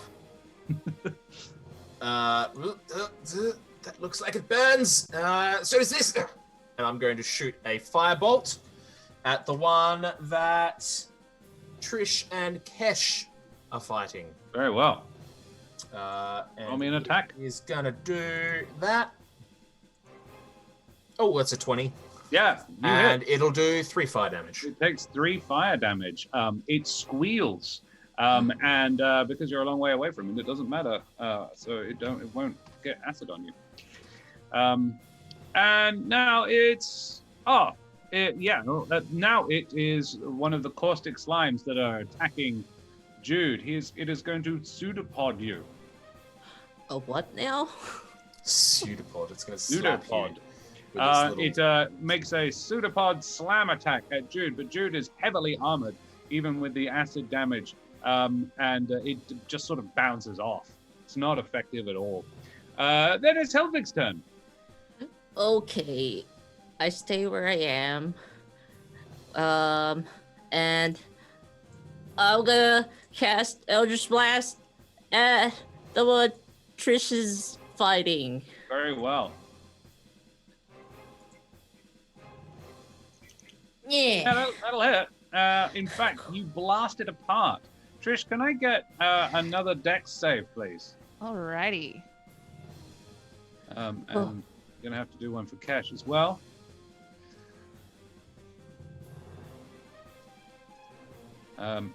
Yeah, Trish, I'm afraid this time the acid does splash on you as the thing basically explodes with the force, and you Ew. take 2 acid damage. Ew. However, Kesh sort of yanks you back, managing to half that, because she succeeded enough to do it. So yeah, you take 1. And Kesh, once again, manages to emerge completely unscathed. Sorry. We have 1 more Caustic Slime, the other one that Jude is fighting, and it is going to pseudopod Jude as well. An 18. Oh, there we go. Jude, you take 5 more points of acid damage. No, How are you looking, Jude? very badly hurt. Coming. Yes, 2. Oh, good. All right, we go back to the top of the order. It is Trish and then Jude. All right. I'm gonna slash at the worm closest to me. That hits. Hell yeah. If you, where do you place yourself? Where do I place myself? Yeah, well, there isn't one close to you anymore. You, Oh, of you course. have to move to fight one of the ones Jude is squaring off against. I'm running right up next to Jude, and I'm getting the one that's lower on the map. Very well. You do 4 piercing damage to it. I was just thinking if you were trying to get yourself into a sneaky attacky position or not, but apparently not. Well, I'm not thinking straight. I'm very No, you're not. stressed. Okay, you are, yeah. So you do 4 damage to it. Yeah, doesn't like that at all. But it's not dead yet, unfortunately. Jude, what do you do? Jude would like to use his bigger sword and stand a little further back. Sure. Like it. Yeah, go for it. Oh, no. Oh, You've got a little acid in your eye there, Jude. Sorry, I keep forgetting. Trish, can I get another dex save, please? Alrighty. Yeah, you're fine. Aw. Cool. Unfortunately, no, Jude. That was a solid miss to make up for your amazing hit the first time. So there you are. Right, Jude is next not up. good with large weapons. Next up is Kesh. And Kesh is going to scamper around to get a flanking position on the slime that she's sneaking up on. And she is going to stab it in the back, which she does and kills it. Yeah. Yeah, she brings it down. I'm I really mean, good at killing good my own job. things. Magic. And then she passes because apparently she's amazing. It's now Nevermore's turn. Fireball. Nothing, Who's nothing exciting. Nothing fancy. I know there's no need for anything fancy here. No. We're gonna fling a fly. Oh wow! Ooh. So that'll be 9 points Oh. of damage. Rather than exploding, this one catches fire and steadily burns down. It squeals as it burns. There is a sort of... have you ever tried to make a fire with very wet wood? It's got that sort of hissing... Oh, hissing, yeah. It's a style thing to it. Sound. Mhm. That's the word I was looking for. As it squeals and pops and hisses as it melts into the mud. How are we Yeah. supposed to scoop up the remnants, by the way? Any small glass vial would do. Were we potentially given some before we left? You could. I'll happily retcon that you did pick up a few. Thank you. they may have provided us with a It's like couple on all the... into my iron pot. Kesh actually produces 4. Oh, beautiful. Says, you guys did. Well, I mean, these are all I've got in my pack. But you're welcome to use them. But Thanks, Kesh. any drinking, any like water containers or anything would probably be sufficient. You would, she says, because she's lived in around Winnowing Reach a little while now. In fact, she's done a bit of slime hunting in her time, as is obvious from her effectiveness in that fight. And she says, slime wrangling's a bit of an icky business, but the acidy ones, they don't. the acid is still, it retains its acidic properties, but it doesn't stay, it's not nearly as caustic after the thing dies. Ah, I see. So you can put it in stuff that it'll still eat through like a water skin or something, but it'll take a few hours rather than a few minutes. You handled yourself quite well, Thanks. I have to say. Thanks. Oh, this belly hurts. I'm coming. I run over. Turn and look at your eyeball. Oh God! I got it in my eye. Yeah. Cash actually goes over and holds your head and pours a little water from her water skin into your eye. And says, just blink it, just blink. It doesn't have any curative properties, but it does get the acid out of your eye. At the same time, I'm gonna gently place my hands on Jude's back and cast Cure Wounds. Nice. Cast Cure Wounds then. Let's see how much damage you do. Healing damage. Oh no. At first level, please. I mean, 7. slime blobs have a back? Yeah, I'd say so. 7 healing damage is pretty good. Thank you. Jude's feels better. And Dude, you could probably use your lay on hands to restore the rest of yourself if you wanted to. It's probably a good idea. Yeah. I want to cast and then- mage armor on myself, by the way. I should have done that well in advance you of can do entering that. here, but I'm making it known now that So while I'm everybody casting else mage is armor on making sure that myself. Jude's okay, Nevermore is casting mage armor on himself. Good. Typical. And Mhm. then after washing Jude's eye out, Cash goes over to one of the piles of slime and gets a stick out of the mud and starts poking at something. What you doing, Cash? She goes, sometimes these things eat people basically whole. They just sort of absorb you. And then everything that is sort of easily degradable gets degraded. And someone at some point had 15 silver pieces. And a belt buckle. And small shoes. Oh.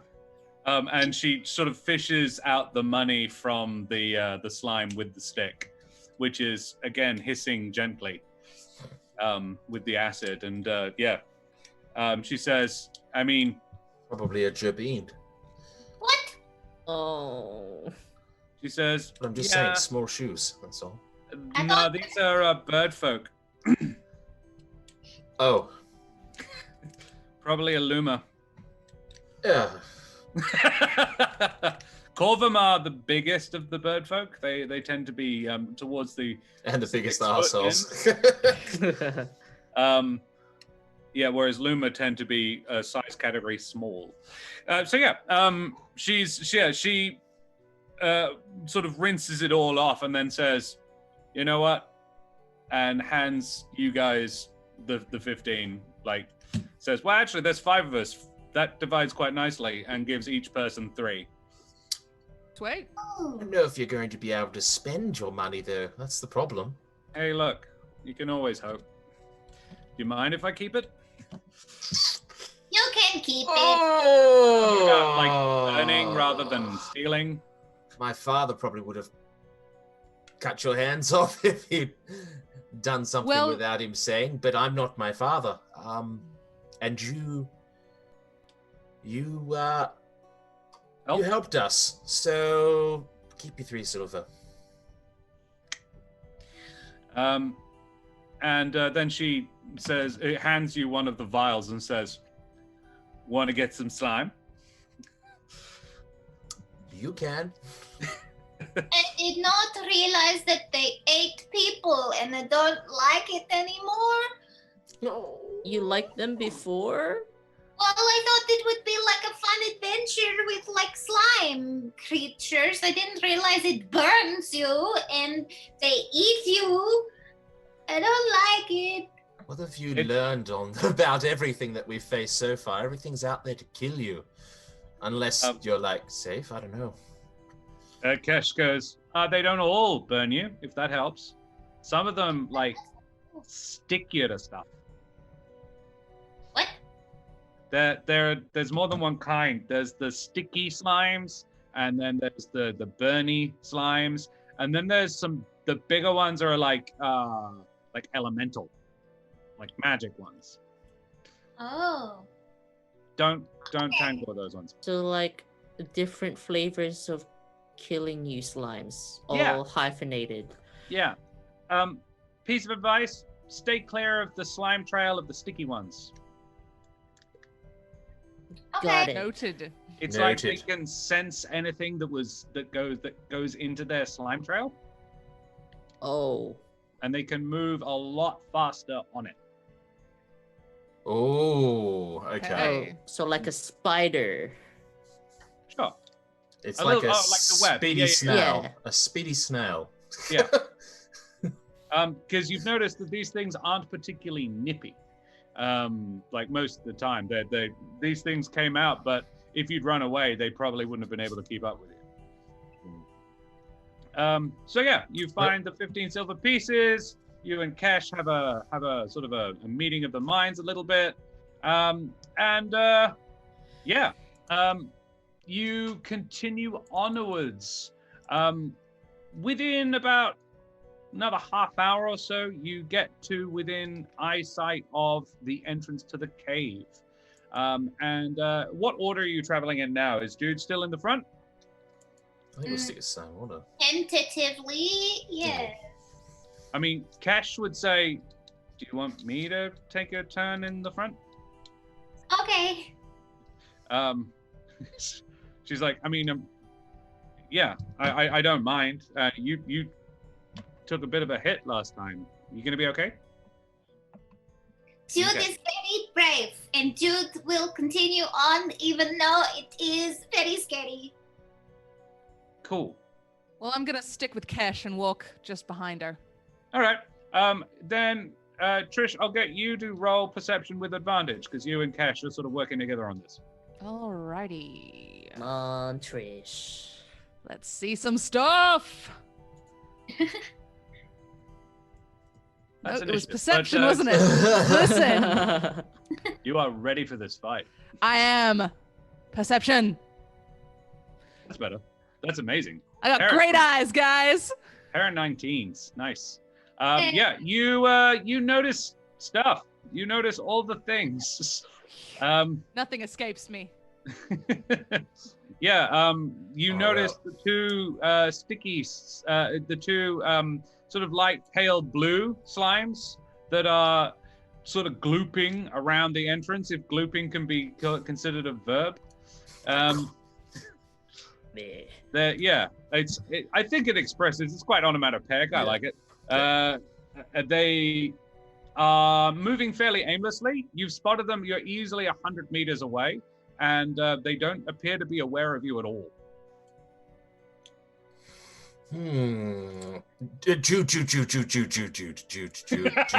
Jude. Oh, we're stopping. We're Yes? stopping. Together, Oh. we're stopping together. Okay. I assume you pointed out, right, Trish? Your sound's gone again. How's this? Better? Better. Oh, Yeah, okay. a bit, Sorry. but Just A devour. little bit better. cool. Devour them. Just devour the microphone. Boom. So yeah, what's the plan? What are we doing? Tactics, I guess. With fire. Well, I've got arrows. We've got some ranged attacks. Shall we try and take them out from a distance? How far away are they right now? About 100 meters, so about 300 feet. Oh, I mean, you can get closer. yeah. From the way they're moving, you would say mechanically they're moving at no more than 15 feet a turn. Though it's sort of like zombies when understimulated. They're not moving with any purpose, so maybe they can move faster, but you're not seeing it.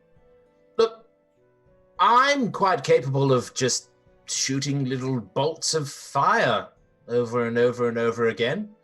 Yeah. If we want to get just to the edge of my range and then We can I just can- kind of move back and shoot and move back and shoot and Just don't set the house on fire. Mine doesn't set things on fire. I mean, it's a cave, not a house. Jude is still blind. No. And Kesh goes like, no, that's okay. I just wanted to be clear. We're not going towards. Well, it's a slime house. I thought it was a door, but it's not. It's an entranceway. Yes. Anything can be a house if you only imagine it. Yeah, or It's true. if you live in it. stick a door on it and it's a house. Done. I Cool. lived in a fireplace, so So that's the plan. We're gonna stick together. We're gonna Oh. move backwards, shooting fire bolts at it, trying to keep them out of range. And Oh. Eldritch And then Blast. whoever is not shooting has to be paying attention to the direction we're backing up. Because Like it. otherwise we're gonna back up into something. Yeah, you approach to your maximum range. I think the maximum range on Firebolt and Eldritch Blast is about the same. 120. 120. Yeah. So yeah, and you can start pegging these things. They don't even appear to notice you when you get to that range. Okay. So you can, if I can get you to both roll me 2 attacks, 2 of those Eldritch Blasts and 2 of those Fireballs, Sure. you would have a surprise round, and then you'd get to go first and see how much that 1. That's a good start. Plus 1, 3, 5 damage total. Yeah, great. Damn. That 8. Oh, I don't want to hurt them. Okay. The 8 Obviously, neither do I. That's 5 damage total. They Raid? definitely now are aware of you. Oh shit! Raid from the nerds. oh snap. Oh, Greetings, goodness. raiders. You have found us in the middle of a little bit of, not really a combat. They're actually just kiting a pair of slimes from extreme range. This is the way to do it. We're gonna give them finger guns though, everybody. Finger guns from Nerds of the West. It's their thing. Yeah. Pew, Welcome, pew. spoiler alert, Reese, and our good friends from Nerds of the West. It's so lovely to see you. Welcome to the Humblewood.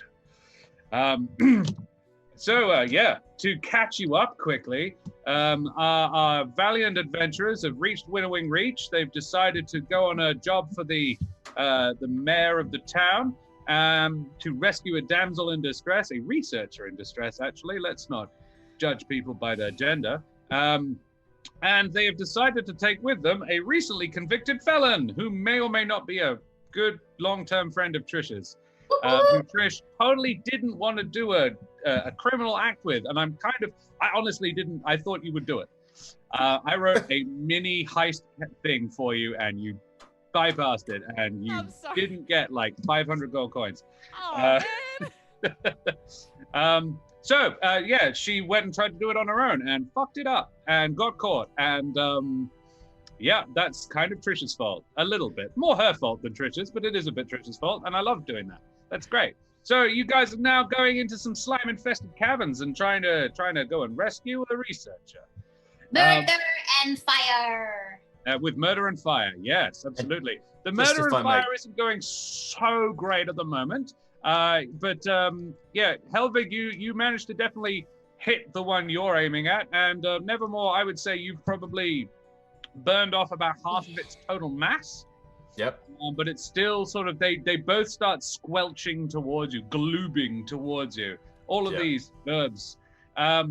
They begin to approach, but they're even using the dash action, they're moving like 40 feet a turn.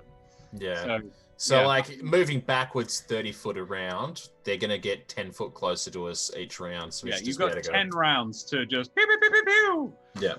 to finger guns them to death. Love Sweet. it. We're gonna play Duck Hunt, but slimes. Yeah.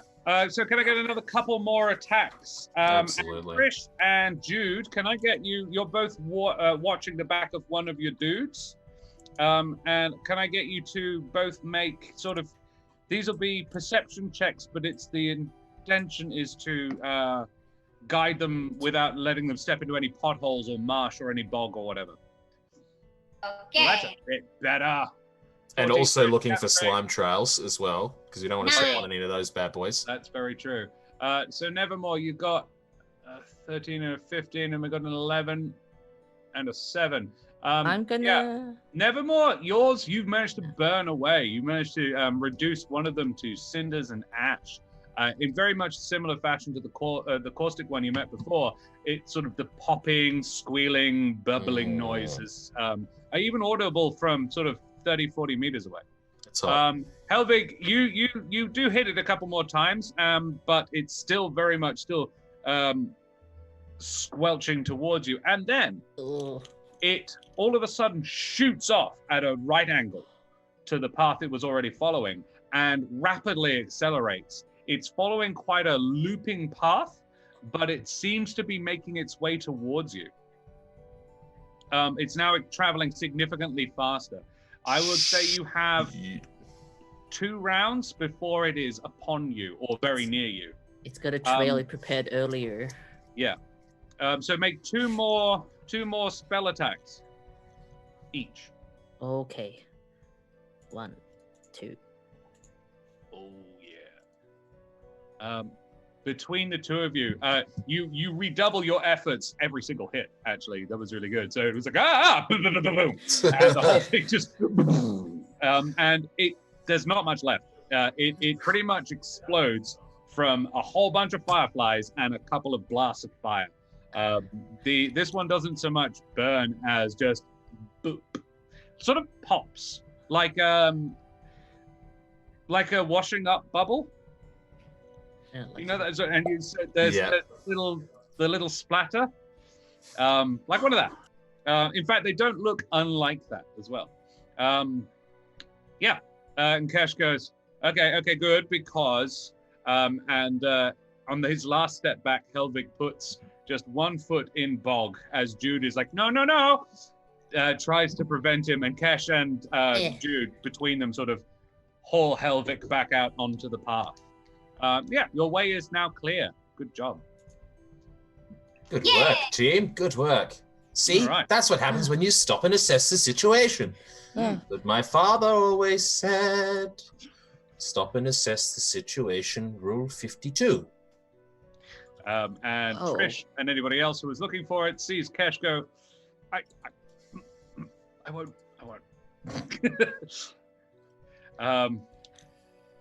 Cool. You enter the caverns, I presume. Yes. The path is relatively narrow, wide enough for 2 people abreast.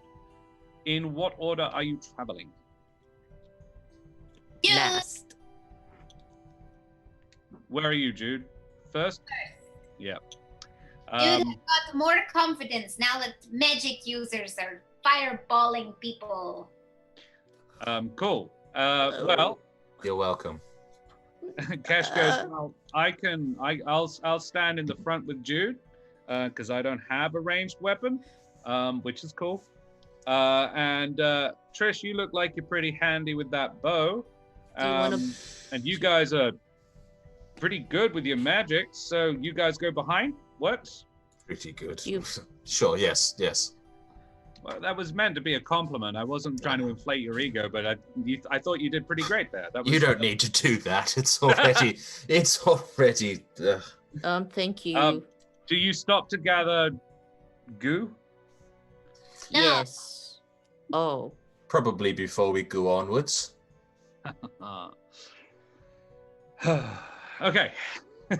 Collecting the So yeah, gold. you gather some. This one is so each one does have a slightly different hue to it, so it's actually possible to have those like these are 2 different caustic ones. Look. But this one is a light pink. Oh.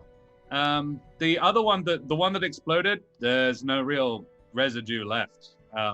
It was a pastel blue, but it's not really there anymore. And Kesh sort of looks over from it and says, sorry guys, this one's we won't be getting any payday out of that one. Try not to explode it as well next time. Noted. I'll stare at my hands. That is a kill not necessarily that can be attributed to Helvig. That one was a joint kill. Oh no! Were you a Helvig's fighter just too pilot, good you at would be murder. painting half a. No, I'm not. cockpit. Don't say that. I'm not. You're good at it, man. Just a quick heads up as well for everybody watching. We are 3 followers away from 1,200 followers. So if you came in with the raid, hit the follow button because that'd be That's a cheeky great follow, for us guys. to hit 1,200 tonight. Yeah, it's super great to see everybody here. Wow, we've got over 100 people watching. That's pretty amazing. Chromatic Chameleon, and I see you Felix all in Young. hell. Yeah. And don't panic. Felix Young, 18, has joined the adventure as well. Welcome, adventurers all. Yeah, Boom. thank It's a you. Big Good on numbers. ya. There you go. That was the 3. There we are. There we go. I think if Reese is still watching, this deserves a. The salute, It costs Gab. me a lot to do that, but Oh, and hobo that is nuts. the protocol on Roll for Damage. When we hit an important number, we dab. None of us like it, but we do it.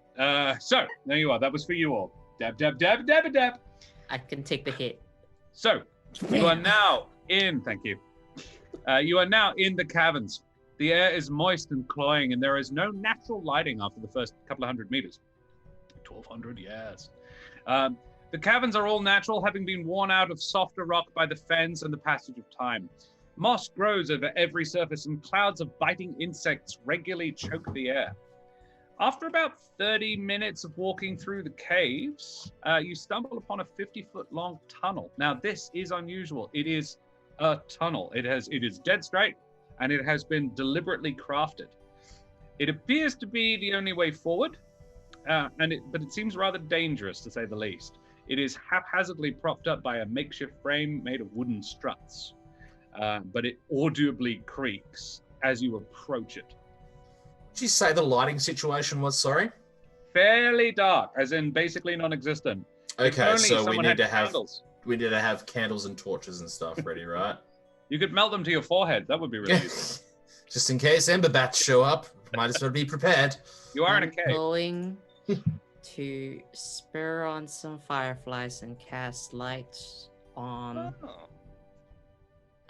a torch as to not burn it, but also still be cool. Cool. You do that. So cool.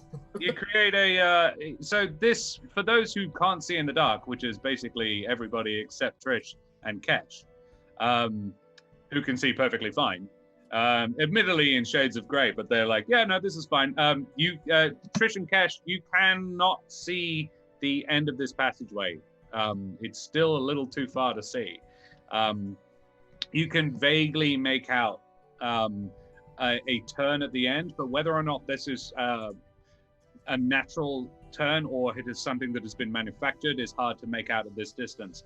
And the rest of you guys, you can see clearly for about 30 feet, and then dimly for another 30 odd feet.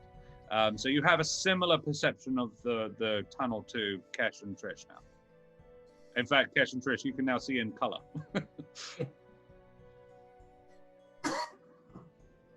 Oh, muted. Nom. Hello? Hello, Yeah. say Yep. it. Good, Hi. got ya. I'm gonna yell down this tunnel, which is good because that seems to be all I can do It's at the moment. appropriate. Kenna! Can you hear me? Yeah. Make a. This would be performance, I'm going to say.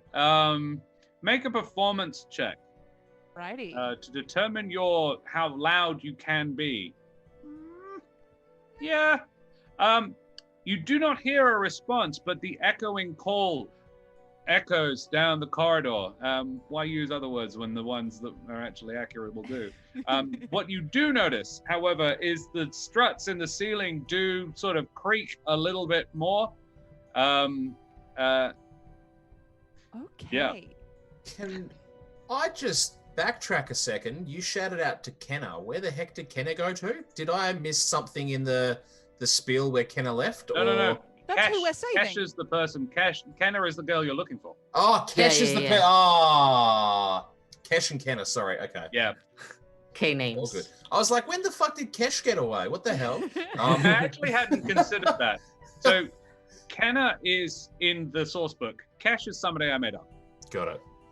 Can I please use an investigation check Yes. to determine how to approach this situation in terms of moving forward? So, it wouldn't looking be at the structural investigation. integrity, looking at where I might Okay. be able to put my feet without things getting knocked over. Very well. You do that. Sure. I'll use an extra D4, one of my D4s if I could. Good idea. Yes, don't forget to So use we'll just go at 11. It's an 11. 11. Yeah, look. You your casual study of your surroundings determines that without the structure, the roof would become less stable. However, you doubt it would just cave in completely. However, it is the structure itself that's actually the problem at this point, rather than the roof. It looks like if any of the structure came loose, several bits of the roof would come down. It would be extremely hazardous for people walking along it. But if you destroyed the structure, bits of the roof would fall down and it would be difficult to traverse. But the danger of stuff falling would be gone because all the stuff would have fallen. That's about what Nevermore's train of logic is. Break it, then it can't fall on us. Then it can't fall on us. There you go. I said those exact words. There you go. What? Dude sort of nudges on Helvig's coat and is like, Jude is used to small dark spaces, but Jude doesn't like being stuck in them. Yeah, Nevermore, do you think like it'll like cause a cave in and we won't be able to move forward if it'll cause a cave in, but we'll be able to continue forward. See, the problem is if we don't do this before going through, there's a chance something might trigger it and it all falls down on top of us. So it's probably better for it to fall before we go through. However, I'm a little bit concerned. Well, I mean, it doesn't really matter. Trish kind of just shouted out at the top of their lungs. So if there was anything that could hear us, they'd probably have heard us by now. So perhaps a cave-in isn't going to change things much. Thoughts, anybody? Sounds like a plan to me. Okay. Cash goes, yeah. I wouldn't want to do it close up. I but- keep Jude close. Look, we can shoot it from afar. Maybe target one of the beams and see if we can cause it to cave in from a distance. That'd probably Sure. be the best. Please do. So you doing it? Unless Do you anybody wanna else has. You want to? What was that, Helvig? Do you want to do it? Well, Helvig, the problem is that my long-range attacks are fire, and then if we bring fire into this, it might get nasty. But I have noticed that your attacks don't use fire, so perhaps it might be best if No. you do the wanton destruction. Oh, now that you put it like Destroy that. the wontons. Okay. Wanton Well, dest- any other ideas from anyone before I? They're Cash just says- rocks, Helvig. They can't feel pain. I mean, unless anybody knows any, like, the whole thing shook when Trish shouted. We could just try making loud noises, or maybe magic that does, like, that's thunderous. Loud noises. Dude, Sorry, what? Jude could sing. Jude could sing. ugh. Let's I mean, try. I want to be clear. If we do that, I'm gonna need to hear it. I kind of want to hear Jude sing. Honestly, as much as I'd love to see Helvig put in a situation where he has to cause destruction, What? it's fine. Jude, take it away. Okay. This is a song that Jude's brothers sing every day. If you don't like the food, kick Jude. If you don't like the food, kick Jude. If you Stop. it's really kind of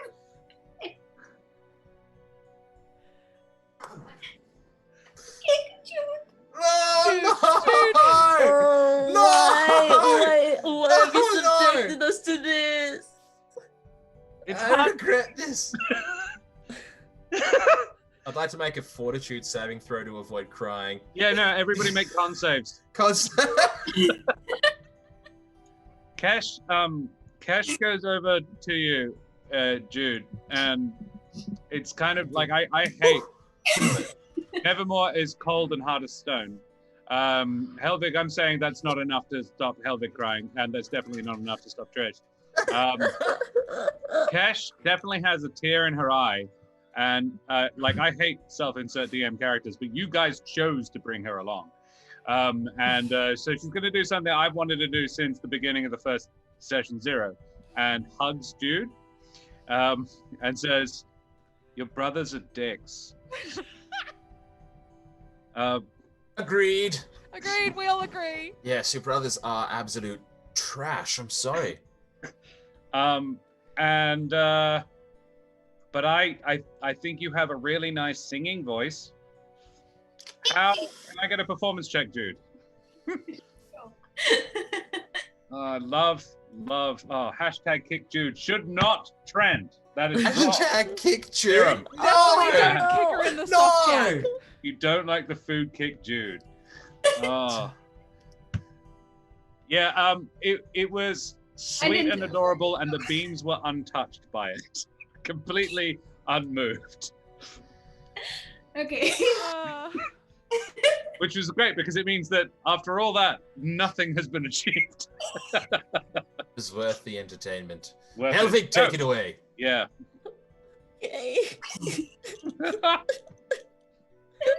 I point my firefly coated torch at the beam, and I'm gonna cast Eldritch Blast. Make an attack roll, please. Yeah, you nail it. So this one, I think your aim would normally be quite rubbish, but your aim is actually slightly off. But your bad aim is off, and therefore good. So seeing through the tears has actually created a lens that actually sharpens your focus slightly, and you hit the beam that you're aiming for at the very top. It's a support beam, and it falls into the one next to it and has that sort of bookcase falling over in a library situation where each one just takes the next one out and out and out. And then all the ceiling ones come down and down and down. And yeah, you start a chain reaction that just takes out about half of all the support beams. I only wanted one of them. Zah! Well done. And then Nevermore's loud shout of triumph knocks over about half a dozen more. There is a significant cave-in, and Kesh, who has actually been still hugging Jude, turns Jude around so that she shields Jude's body with her own, because she thinks this mouse is too cute right now. We can't. He's in a vulnerable state. I get that. That's fine. I've been there today. When she had her hand bitten off by a safe, basically. And she's like, yeah, it's been a day of fields. Okay. Day of fucking days. All of the rocks, basically all of the loose scree and debris fall from the ceiling. The path is now pretty treacherous looking, but navigable. And treacherous as in you might fall rather than you might have stuff fall on you. Okay. Good job. Wait. Well So yeah, done. can I get so you continue onwards? Mm-hmm. We'll make our way slowly and carefully across the rubble. Can I get dex checks, please? Absolutely. Is that This- acrobatics with or just the dexterity save. just a dex save. dexterity, Oh, saving throw. dexterity saving throw? Okay. But that roll will be more than sufficient, Trish. Is it control? No, it's there we go. That one. Jude is still Oh crying. no, I'm going to try and use my Oh, no. D6. Buddy. Yeah, good idea. Do that. Oh, I can also do Oh my god. Thank you though, whoever gave that You to do me. have advantage, but the one. Look, it's not a particularly high DC.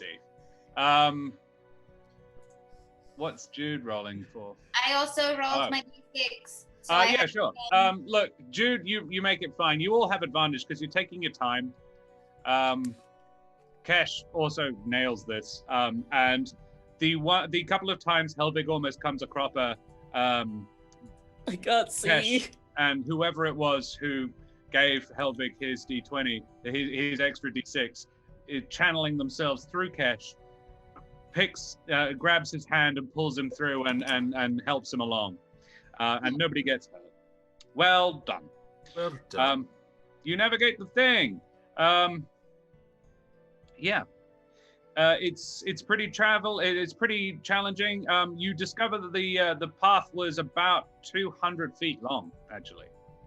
But yeah, you get to the end of it, and there is more natural pathway, natural tunnel. You get the impression that the reason that bit was hollowed out was that the whole thing narrowed quite significantly, and it had to be widened to make it traversable. So yeah, you continue along. After Sorry, about my song didn't help. sorry. I'm sorry that my song did not help. Sorry you had to experience that.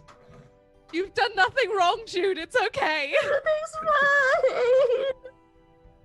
Kesh What actually is looks at everybody crying and says, for? do we need to take a minute?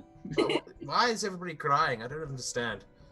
I mean, I think- it was... I think, and I could be wrong here, I think it's the discovery that Jude's family weren't very nice to her. I thought Yeah. we already established that in the past, but no, it was horrible for you, Jude. But Nevermore, there's a song. There's an actual song. Shit. Uh, Good point. Good point, Helvig. well, this song- So, do we need to have a quick breather at all, or should we just advance? I mean, here's what. Onwards. Onwards. Onwards. I mean, You're the so thing brave. is, they'll know that we're here if we've made that much noise. So we should probably forge on. Cool. All right, you continue onwards. About 30 minutes of walking through the winding subterranean paths, you arrive at a spacious cavern. Stalactites and stalagmites dot the floor and ceiling, and the sound of dripping water can be heard slowly echoing in the distance. The cavern is roughly 30 feet high, so it's one of the higher chambers that you've met in here so far, and more than 60 feet across. It's fairly wide. What do you do? From where you are, you can't see it, but you can easily smell water. Like, not just damp. There's actually standing water in here. Okay. Well, it seems kind of silly to move out into the middle. Maybe we should hug one of the sides and make our way around. Okay, but then what Any- if they like come out of the walls? You are now looking at a new map. You are coming out of this cavern here that I am Cool. pinging on the map. Got it.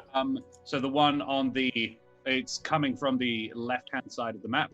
There are two other exits, one on the right-hand side and one at the north. And then there is a decent-sized pool, but that you cannot see at the moment. So I'd like you to position yourselves on the map in such a manner to indicate where the hell you are. I'm last. I'm just. Jude, have you restored Jude. yourself to full health with your lay on hands ability? Yes. Okay, probably wise. All right, Cash is there as well, and yeah, so you are there like that. What That's do you not do? foreboding at all, is it? What? That's probably wise. Oh, God. No. Well, just because the entire place is infested with slimes and you're going on a rescue mission. No, That's true. not because something necessarily is going to happen right this second. No, of course not. No, I didn't think that was the case. It's all good.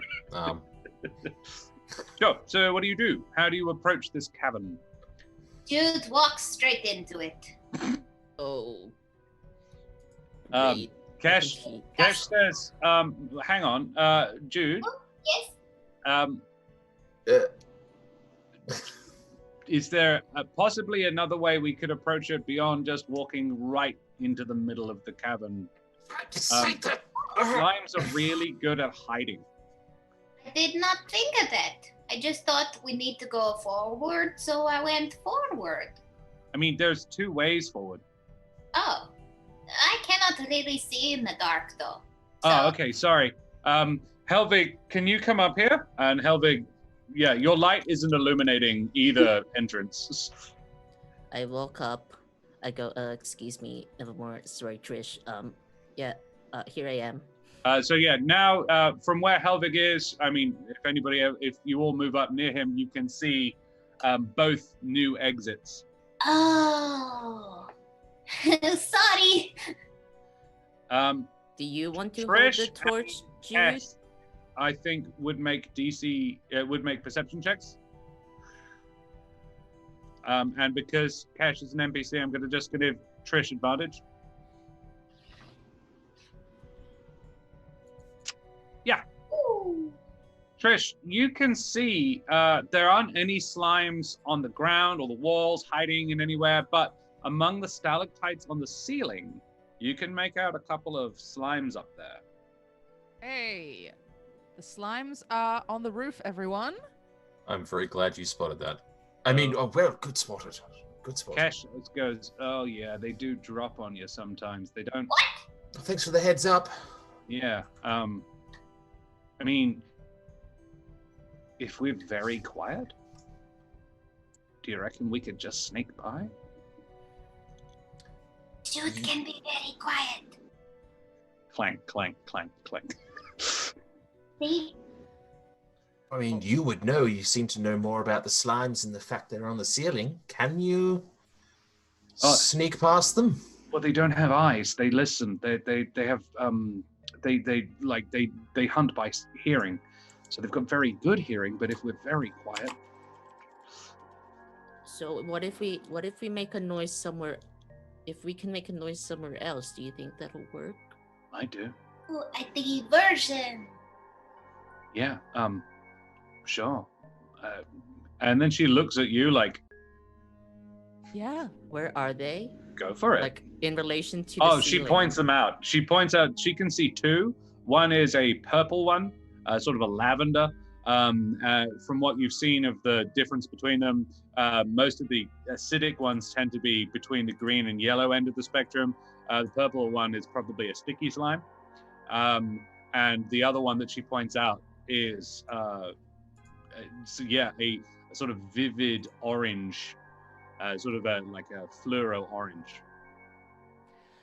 How about this, guys? We pick which direction we're gonna go in. Then I shoot an arrow at the far wall and see if I can get them to hear that and go for that while we head for whatever exit we want to use. I Okay. assume you're whispering. Yes. Yeah. But my microphone's been funny today, so I'm gonna No, that's whisper all. like Shout this. it. Whisper shouting. Yeah. I You are now also very have- audible. I was just like, good. Oh, good. I have this. I can like cast a spell that's like an illusion, but it's like only 30 feet. That's probably better than an arrow, to be honest. Yeah, I they're- feel like the 30 feet range isn't going to help us all that much. It's not going to be they enough are distance. about 30 feet away. So if you shoot an arrow, I liked that idea. I mean, if it went off to the far side somewhere and then they took off that way and then we could sneak past, I think that's quite a smart thinking, honestly. Thank Sure. you. All right, let's Oh. do that then. Is it Okay, possible which for direction me? are you shooting the arrow in? Wait, whoa, did I just compliment you? You did, and you can't take it back. Cash goes, yeah, no, it sounded like a legit compliment to me. Helvig? Pay Is more it attention. Do I think that I can like druid craft the arrow so it's less silent? Oh, yeah. It wouldn't fly as far, but you can definitely make it so it lands louder. I say that. I can make the arrow louder, but it won't go as far. It's what you would do to it is actually make it really brittle. So that when it's launched, she has to be quite careful about launching it, otherwise it'll break on launch. What you want to do is break when it lands and snap into 2 or 3 pieces, Wait. thus clattering. can I make it like have grooves, so you know how you have like, so it whistles while it's in the air? Oh. Yeah, I prefer that. I'm glad that you did that. Yeah. Turn it into a flute. Shoot a flute. Yeah, make a vortex arrow. Oh, vortex Yeah. arrow. Oh, the freaking Yeah, yeah. vortexes. Those are so good. Yes. Oh, love it.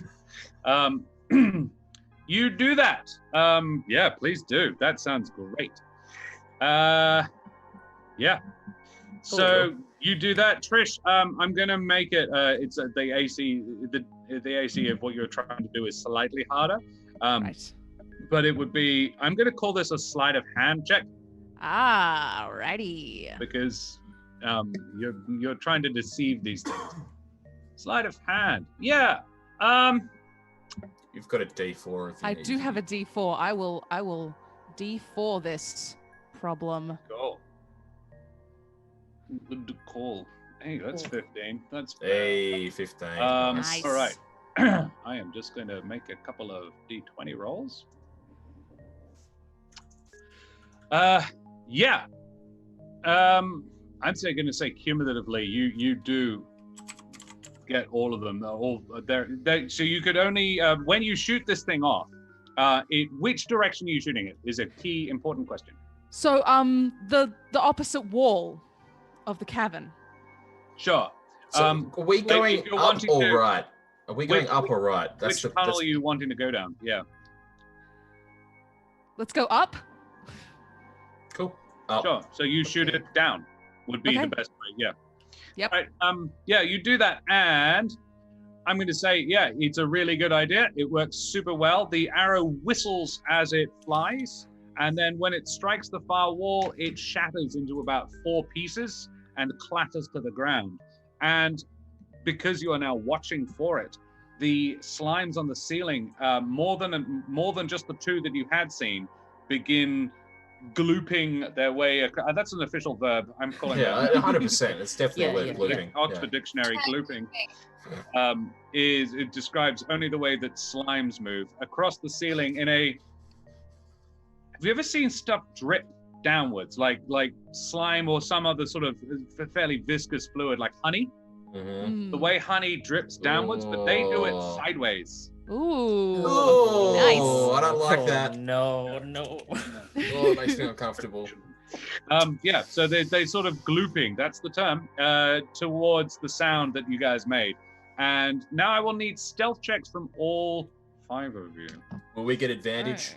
Yes. Sweet. Ability check. Question. Yes. So when we did the checks earlier, I said that I used my booster that I had been gifted by a viewer, but then you said we had advantage anyway. May I use this booster now? Yeah, I'll allow it now. Yeah. Yay! Cash finally actually makes a really shit roll. Stealth. But we have advantage. Is it just a check? It's just a check, right? It's a stealth check, yes. Yeah. Yep. That's good. It's good that you used that D4 or 6 that you had. No. Oh. No, it's not. Yeah. I think because you guys did such a good job. Basically, this is Kesh and Jude trip over their own feet a little bit as you guys. The arrow flies off.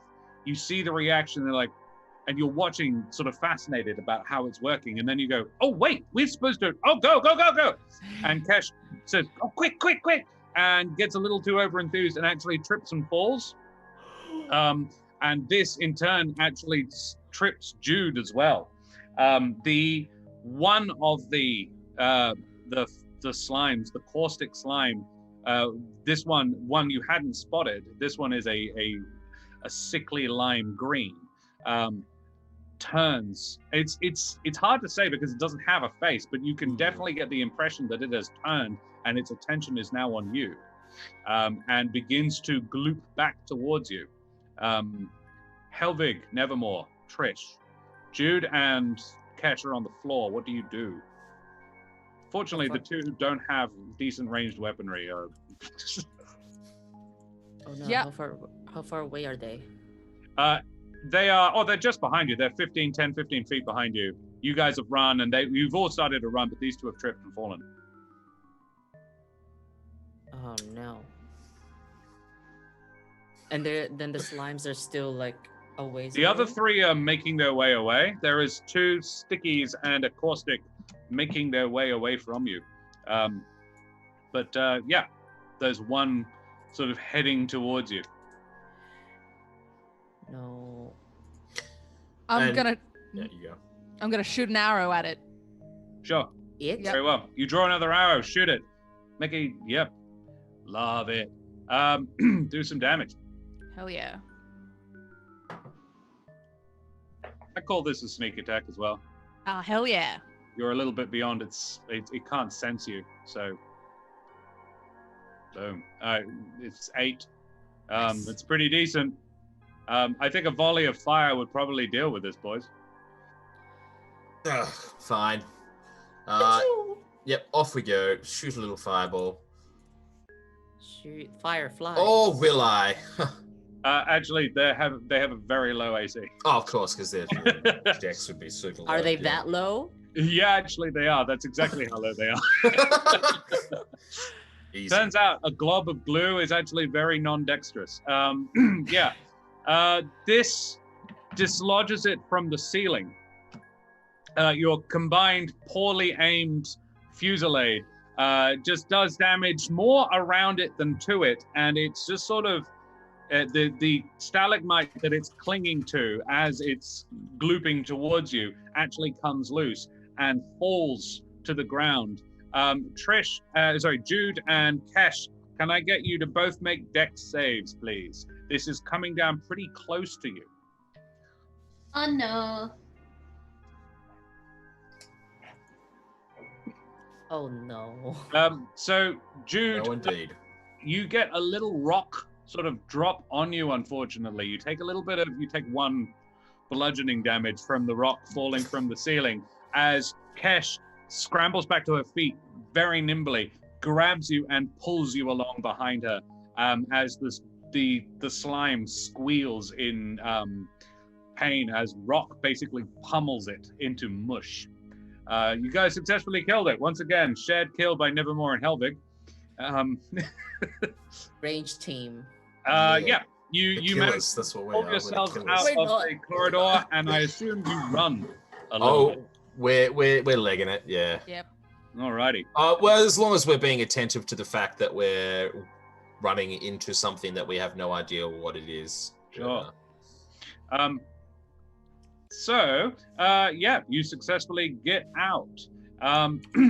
You head down a little corridor. You've been making quite a bit of noise. So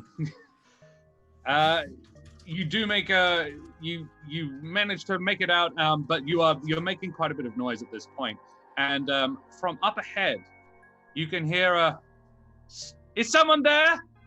Help! Help me, please! You can hear the voice quite clearly. There is a tone to it that would suggest to you that this is a bird folk. There is a lot of them have a quite reedy quality to their voice, particularly the smaller ones. You would guess that this is a bird folk person shouting for help. The voice is distinctly feminine. This could easily be the person you're looking for. Once more into the breach, dear friends. All right. We're coming. Otis, yeah, please you guide do that. me. Coming for that soft gap. You notice, yes, you once more into the soft gap. You notice the area directly ahead of you, the corridor directly ahead of you is actually quite, it's not completely dark. There is vague illumination from the walls itself. There is a sort of a slimy coating on the walls that glows faintly in the dim. The residue lines the walls of the tunnel. At first, the smears seem sporadic, but soon there is enough faintly glowing goo to illuminate your surroundings. Coming upon a space that seems to be the center of the cavern system, a cave over 20 meters wide filled with lightly bubbling pools of ooze and the slimy tracks crisscrossing the floor, you can see a young corvum standing next to a large rock formation. Because of the sheen of slime covering the birdfolk, however, you are quickly able to deduce that she is in fact stuck to the rock by this hard it seems that it might once have been gloop, but now it's hardened resin. So she is stuck there. Her eyes go wide as she sees you and then look above you, or look to the ceiling above her, and she screams, "Look out, it's back!" And a giant slime drops down from the ceiling. Kesh says, "Oh no, it's one of the glowy ones." And it attacks.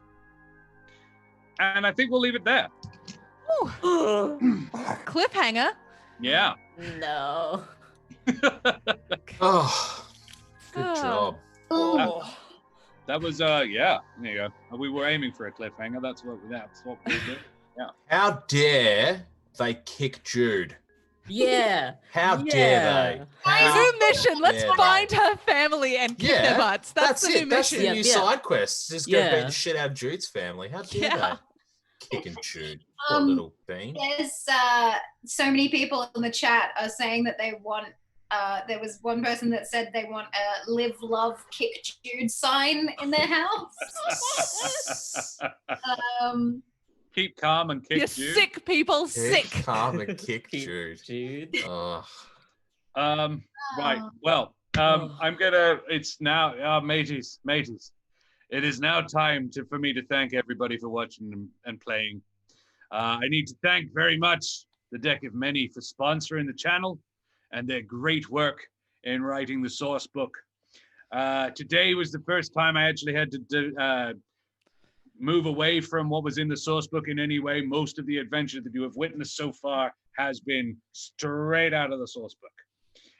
It's really great. I love it. It's a really detailed world filled with interesting nuance and interesting backstory. I'd also like to thank producer Veg for his great work behind the scenes.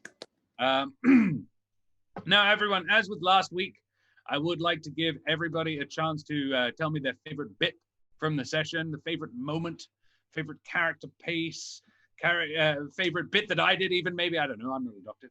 And I'd also like to have some from chat as well. Chat, if you think we did a good job, yeah, please chat us your favorite bits. I'll read them out as well. So we'll begin with Jude, I think. We'll start at the other end and work our way backwards.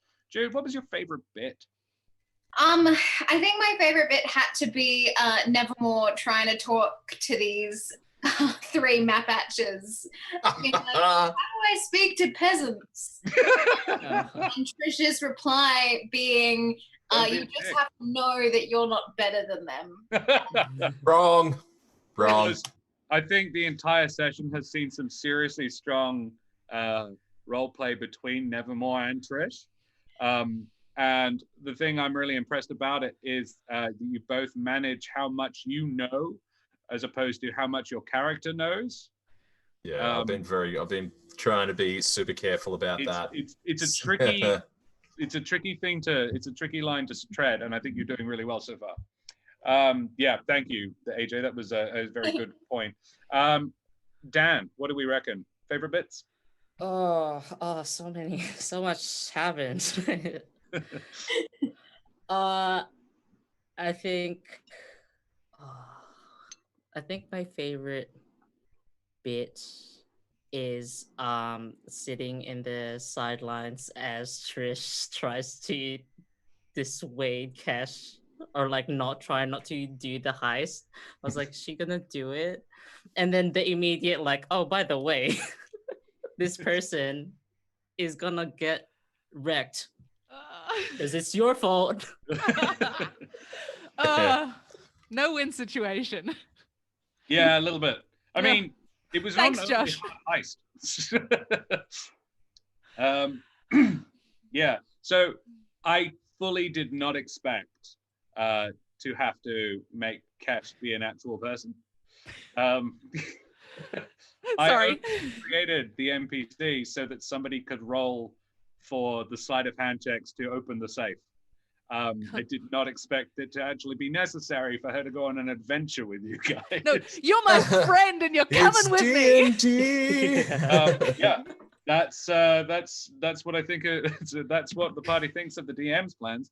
I mean, it's really great that I actually happen to have an NPC on hand for that purpose. Thanks. Yeah, good job. That one, yeah, I did enjoy that interaction very much. Mitch, favorite bit? My favorite bit was the fact that we pretty much managed to avoid most of the encounters along the way through tactics. Yeah. We didn't have the cave-in hit us because we noticed it. We dealt with it. We didn't have to fight the slimes outside the cave because we hit them with range. We didn't have to fight those slimes then, or all of them, because of the brilliant freaking thinking, by the way, Druidcraft, to turn it into a vortex arrow, and the fact to shoot an arrow in the first place, that was brilliant. So the fact that we managed to get through all that shit without having to wipe everything out, that's what I loved. So, for sure. Sure. Hashtag glooping to seduce the slime. And my least favorite bit was the fact that Jude got kicked by the family. Yes. That was my least favorite bit. The whole throwing her down the stairs is a fun game. Yeah, but like but it was in song though. It was a song. That's what made it so touching. Yeah. Truly evil. Yeah, I cannot agree more. I love a non-meta hobo party. I love the people who are like, yeah, let's see if we can get through this without that. Or just solid tactics, really good. Yeah. Rach. I really like Helvig's apprehension. You don't see a lot of characters, well, I don't, that are just like, I don't want to kill anything. I just want to be peaceful. And it's really interesting. And I also love watching him suffer. Oh no, why? Like good dance.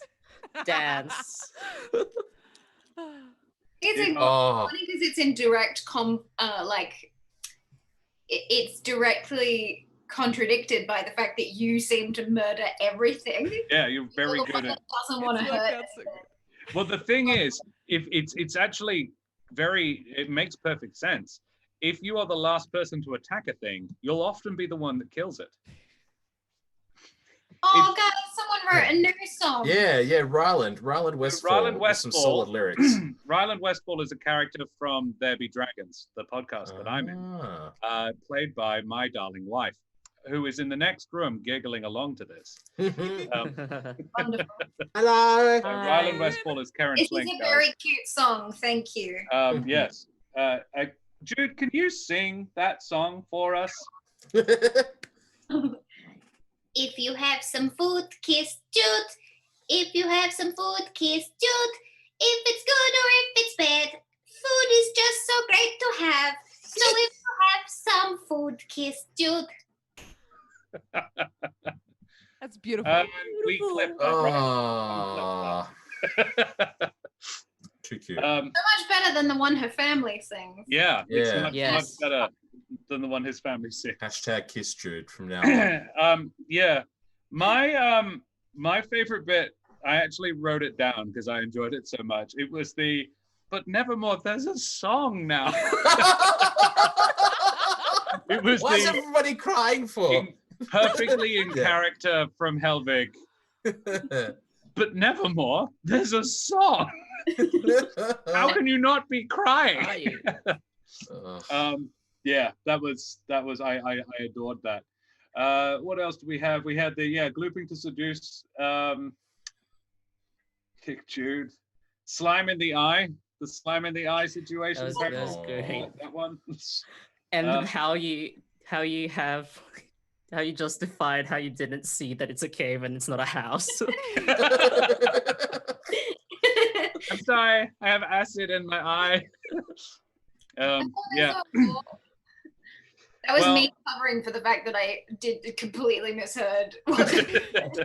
And I was Just like, make it a character thing. Your character isn't very perceptive. It's not my you. character was blind. Yeah. Well, you guys, you found Kenna. Now it's just a simple matter of defeating all the things to save her. Great. Easy. Good job. Yeah. Yay. So, yeah. guys, audience, lovely audience. Please, if you've enjoyed the show, subscribe, follow us. We recently topped 1,200 followers for Roll for Damage, which is pretty cool. I started playing with Roll for Damage 4 months ago, maybe a little more. Back then, they were on just shy of 750, I think. So we've almost doubled it in like 4 months, which is pretty cool. And it's because of all the peeps that give us the follows and give us the subscribes and watch us and cheer us on and give us bonuses and stuff that make the whole thing happen. So yeah, thanks so much to our wonderful audience. Thank you for chat. It's really fun to watch it. I've been a little too invested in this one, so I haven't been able to chat very much. But yeah, so I'll get everybody to do a sign off. Then we'll hand over to Veg for a raid. So yeah, we'll go back the same way. Jude. Hi, I'm AJ Winters. You can find me on Instagram. That is the best platform to find me and keep up to date with all the creative things that I'm doing, including 2 shows on Roll for Damage. This one every Monday, and Wednesdays I'm in Cerberus Ascending as kick-ass badass Toby Danvers. So that is really, really fun as well. Cool. Excellent. And then we go to Mr. Dewpoint.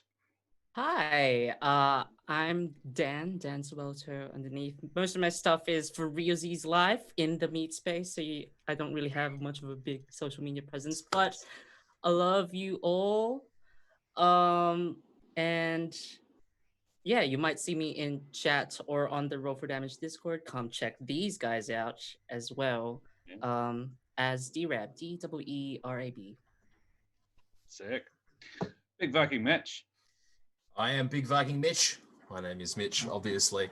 You can find me on Twitter at Big Viking Mitch.